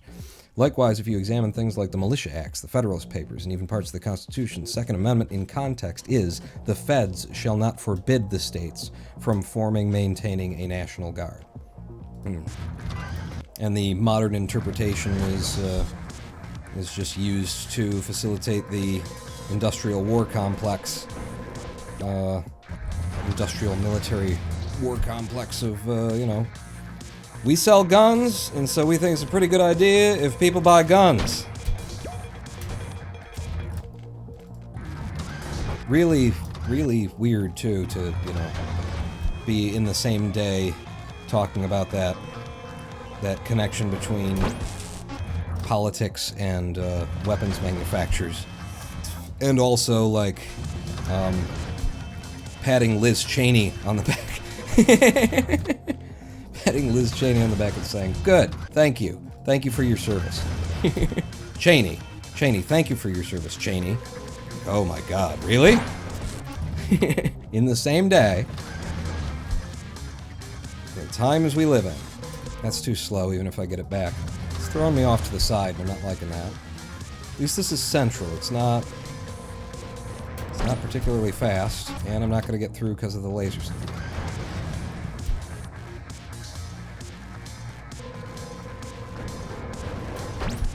Yeah, did you see me pull that in? It doesn't matter, it's way too slow, but that was skizzles. Given the power and corruption that the military-industrial complex already has, I don't think greenlighting a program where every U.S. citizen gets indoctrinated by them as part of growing up is a good idea. Well, that's an argument, and that's why I would also say that, like, the military training for any kind of what was I saying? You know, de facto, and you get out. My brain drops words sometimes, and that's one of them right now. But any program like I'm suggesting would have to involve a, you know, military career that does not require weapons training and combat training. You know, you form what that program's going to look like around the idea that it's going to be kids coming out of high school who are mandatory, who are required to do this, and you build avenues that don't involve militants in the training. So basic training where you don't go to the gun range and you don't, you know, learn combat and shit like that. Which is followed by some form of, you know, inarguably good community service work. Or, you know, running and participating and being employed in some kind of, you know, of the people, by the people, for the people situation where you're gaining work experience, working in a team, working under the regiment of military code, without it having to be about killing people. Damn it, I'm feeling bad about all of these openings. If you want to link to politics, it's also based on the purpose of a comma is to create two separate complete statements with no relation to each other whatsoever, because apparently Alito never pays first grade English. In the Second Amendment, military culture would need its house cleaned and rebuilt from the ground up, otherwise we'd get stormtroopers. Yeah. And, you know, it's one of those things where you hear the, I mean, I'm talking about something that, I don't know, probably a lot of conservatives would be on board for, but I'm thinking now of hearing people talk about something that just escaped my brain. God damn it. What was it? What are you on about? What were you about to launch into? Yeah, no, I lost it. Well, we're coming to the end of this live stream, so maybe that's for the best, right?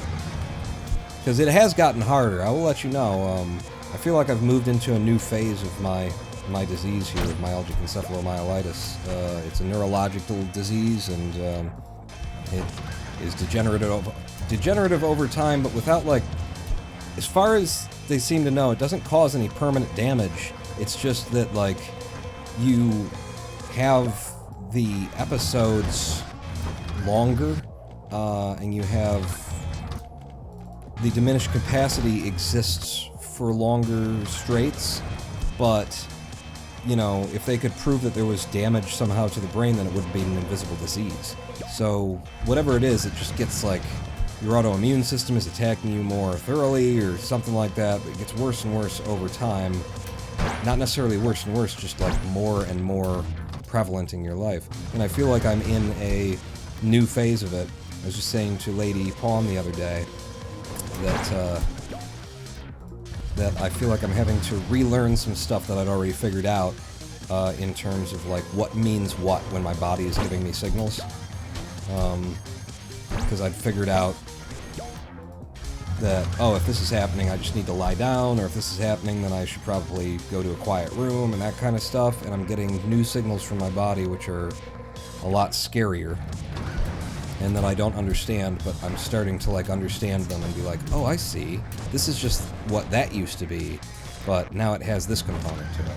So, there is... Damn it.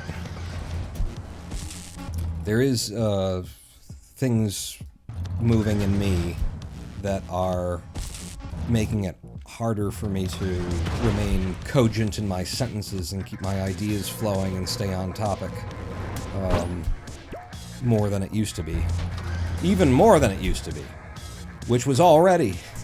when I was healthy, I could tell what the fuck I was talking about half the time. Damn it. Just noticed that only about half the lasers in 4-1 move. There's definitely a lot of them that just are sitting there getting stuck. And they might just have, like, randomly rolled a rate of rotation that's in, like, a fractional state or something like that. But, yeah. There's a lot of stuff that just isn't doing anything over here. It's a good start. Now I'll get... Ooh, this is a very... Yeah, this is a nice balance of height and speed. The problem is I'm a little bit too close to the front trucks. Nope, I'm good. And then 1-3. That was not a good boost on my part. I will get to goal off of it, but it's definitely not one of the better ones. Into 4-4, or 1-4, 4-4, 4-4. That's a decent one of those. Do we get lucky? Can I get through the laser gate? I got through it, and we've got good speed. Woo! No! Don't do it. Don't take it away from me because of that. We can pull it back. There's time to be saved here, and we can take third rank right here, right now. Good. Good. I'm gonna go over. Okay, I wanted to go under. Apparently I'm going over. There we go. I'm pulling the time back by moving a little bit faster.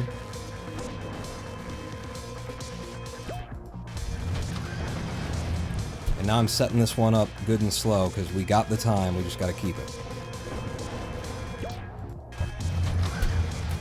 Good, that's what I wanted. Out to you.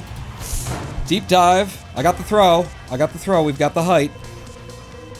This is PB. This is PB. Run faster, jump higher. We got it.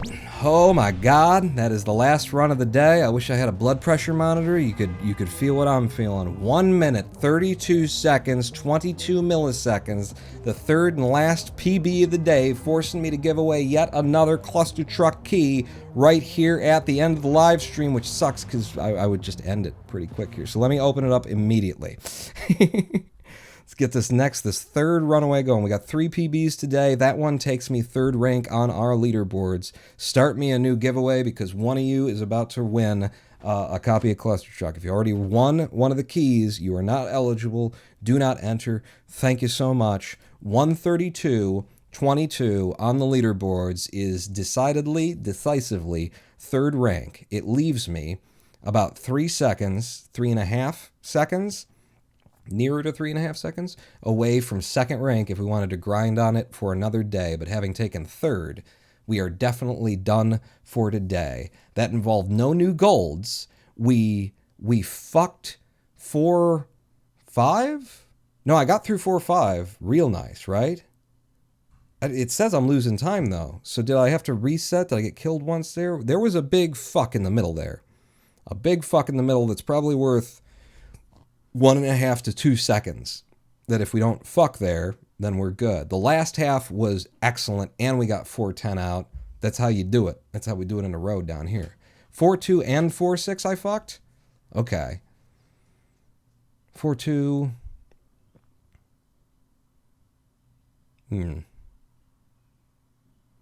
I don't remember 4-2. I will watch it on the playback is what's going to happen there. But get your votes in now, or your raffle entries in now, by hitting !raffle in the chat as we're speaking here. And actually, right here, right now, can I review that run?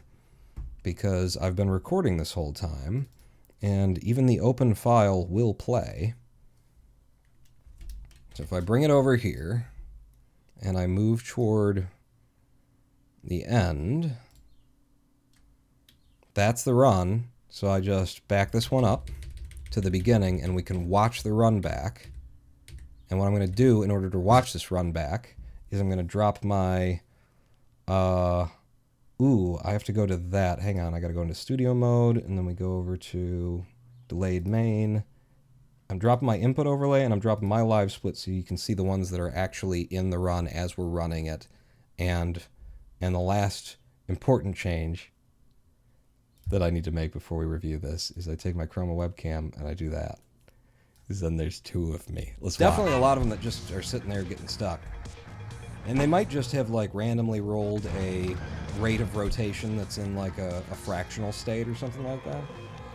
But yeah, there's a lot of stuff that just isn't doing anything. So over the lasers and in with a 7.6 second clear on 1-1. Now I'll get, this and a 1-2, this is a decent... this is a nice balance of height and speed. Yeah. Balance of height and speed. Front trucks? Nope, I'm good. Out with a 12-2. We can definitely do that a lot faster, but I don't count that as being awful at it. I think we just had a really good one in the splits. 4-3 actually here. This kind of sucked. We could have done that a lot better, but apparently we did it a lot worse in PB to come out with 1.2 seconds ahead. I got a good 4-4 here. This is going to come out with an 8-1. That's an 8-1. And then on 4.5, laser gate. I got through it. I got through the laser We've gate. got I got good through it speed. low and with speed. Woo! For a 7.8. That's not bad. We just got a really amazing one in the PB. Don't do it. Here's where Don't take we it away leave from me because of that. 1.5 to 2 seconds. You can pull of it just back. Fuck There's time to be safe. It's on 4.5. Third rank. Right Coming into right. 4.6. Once we're into 4.6, I get this Good. first try, and it comes in good enough. I'm gonna go. It over. can be a lot Okay, I faster wanna than go this, under. though, so we're out of it I'm in going 8 over. seconds time. Here we go. I'm pulling the time back by moving a little And bit then in faster. 4.8, a good throw that takes us all the way to goal that I set up real quick for an 8.4 second clear. We just keep time Now there. I'm setting this one up good and slow because we got the time. And then this is a like full power. It can be faster, but that's real good. And then we nail the That's what I forward 10 wanted. here. I get Up the to you. loft. If anything, I lose Deep a little bit dive. of time I got the throw. I to got being the throw. stuck We've in got that the height. loft for a minute. This is PB. This is PB. Run faster, jump higher. Yeah. I would say that 1/10 of a second that we lose there is mainly to me being stuck in the air for longer because of that extra height that we got coming down onto the fourth row of trucks before I go into the nose grind into the lev. But that's a good run. The worst thing about it is the 4.6. The 4.5 was really good. I don't know how we lose 0.7 seconds on that 4.5. We just got an incredible one in the previous PB. This one will be easier to run against if we come back to it. I'll have to decide whether or not we do on another day, though, because we are wrapping it up right after I draw right here, right now. Let's put you back over here, buddy. I draw right here, right now. Wait, after I fix this, because I'll forget if I don't do it now. Back to delayed main, put the input overlay and the live split thing back up. Studio mode off. I'm going to draw right now. I'm closing our entry for the final raffle of the day. This will be the third copy of Clustertruck that we have given away to viewers based on 3 PBs that I've taken in the Laser World that has pushed me into third place. It's a lot of threes today. In 3, 2, 1, no more entries. You can no longer enter the raffle, ladies and gentlemen. And now we will select the winner. Drag this over here so you know I'm not picking my favorites and lying to you. Drum roll, please. And the winner is... Essa. Essa, thank you. I'm so glad that you won. So that is, hang on, let me write this down. I got to write all these things down. Our winners for today's, wait, it's AS, it's not double. I'm just scratching that out because your name isn't ASD. It's ASDD, DD, double D, SA28. That is the third winner of our giveaway today, Mephistopheles. Congratulations, Mephistopheles, to Ion Nut Kings and ASDSSA right now. I will be DMing you. Give me like 20 minutes after this live stream because I'm going to step away, I'm going to pee, that kind of thing. I'm going to come back, and then what I'm going to do is I'm going to DM you over Twitch, right here on platform on Twitch. You're going to private message from me. We're going to confirm that I've got the right account, and then I'm sending you a Steam code, and you can install your own version of Clustertruck. Get so good at it that you take all my PBs, and then you become the super moderator of the Clustertruck community, and then you have to worry about clearing other people's times, you know, and verifying their runs instead of me having to do it single fucking handedly, because I'm looking forward to that day, to be perfectly honest. Okay, that's the outro. They're playing the music. They want me to go.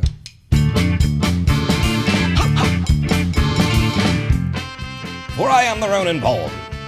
I'll tell you what, I'll do this thing too. If I can find anybody streaming Clustertruck right now, it's rare. You know, it's mostly just us speedrunners, and if I'm running and streaming, then probably someone else isn't. Who's playing Clustertruck right now? Okay, I see these people. I don't know any of these people. I'm going to click on this one and see if they're actually playing Clustertruck, because it's kind of hard to see. And I'm going to get an ad for Uber Eats. One way or another, whether there's a raid or not at the end of this thing, thanks everybody for coming out. Thank you for the support. Thanks for being here while I took my new PBs. I hope to see you back here on another day where we pick up speedrunning World 5 of Clustertruck, Medieval World. Where's the buttons? Where did stream labels go? And then you're still playing a fucking Uber Eats ad. Jesus Christ with the there you. They're not playing Clustertruck. That's you guys. You look for whatever stream you wanna go to after this. I'll see you at the next live stream. Pawing out.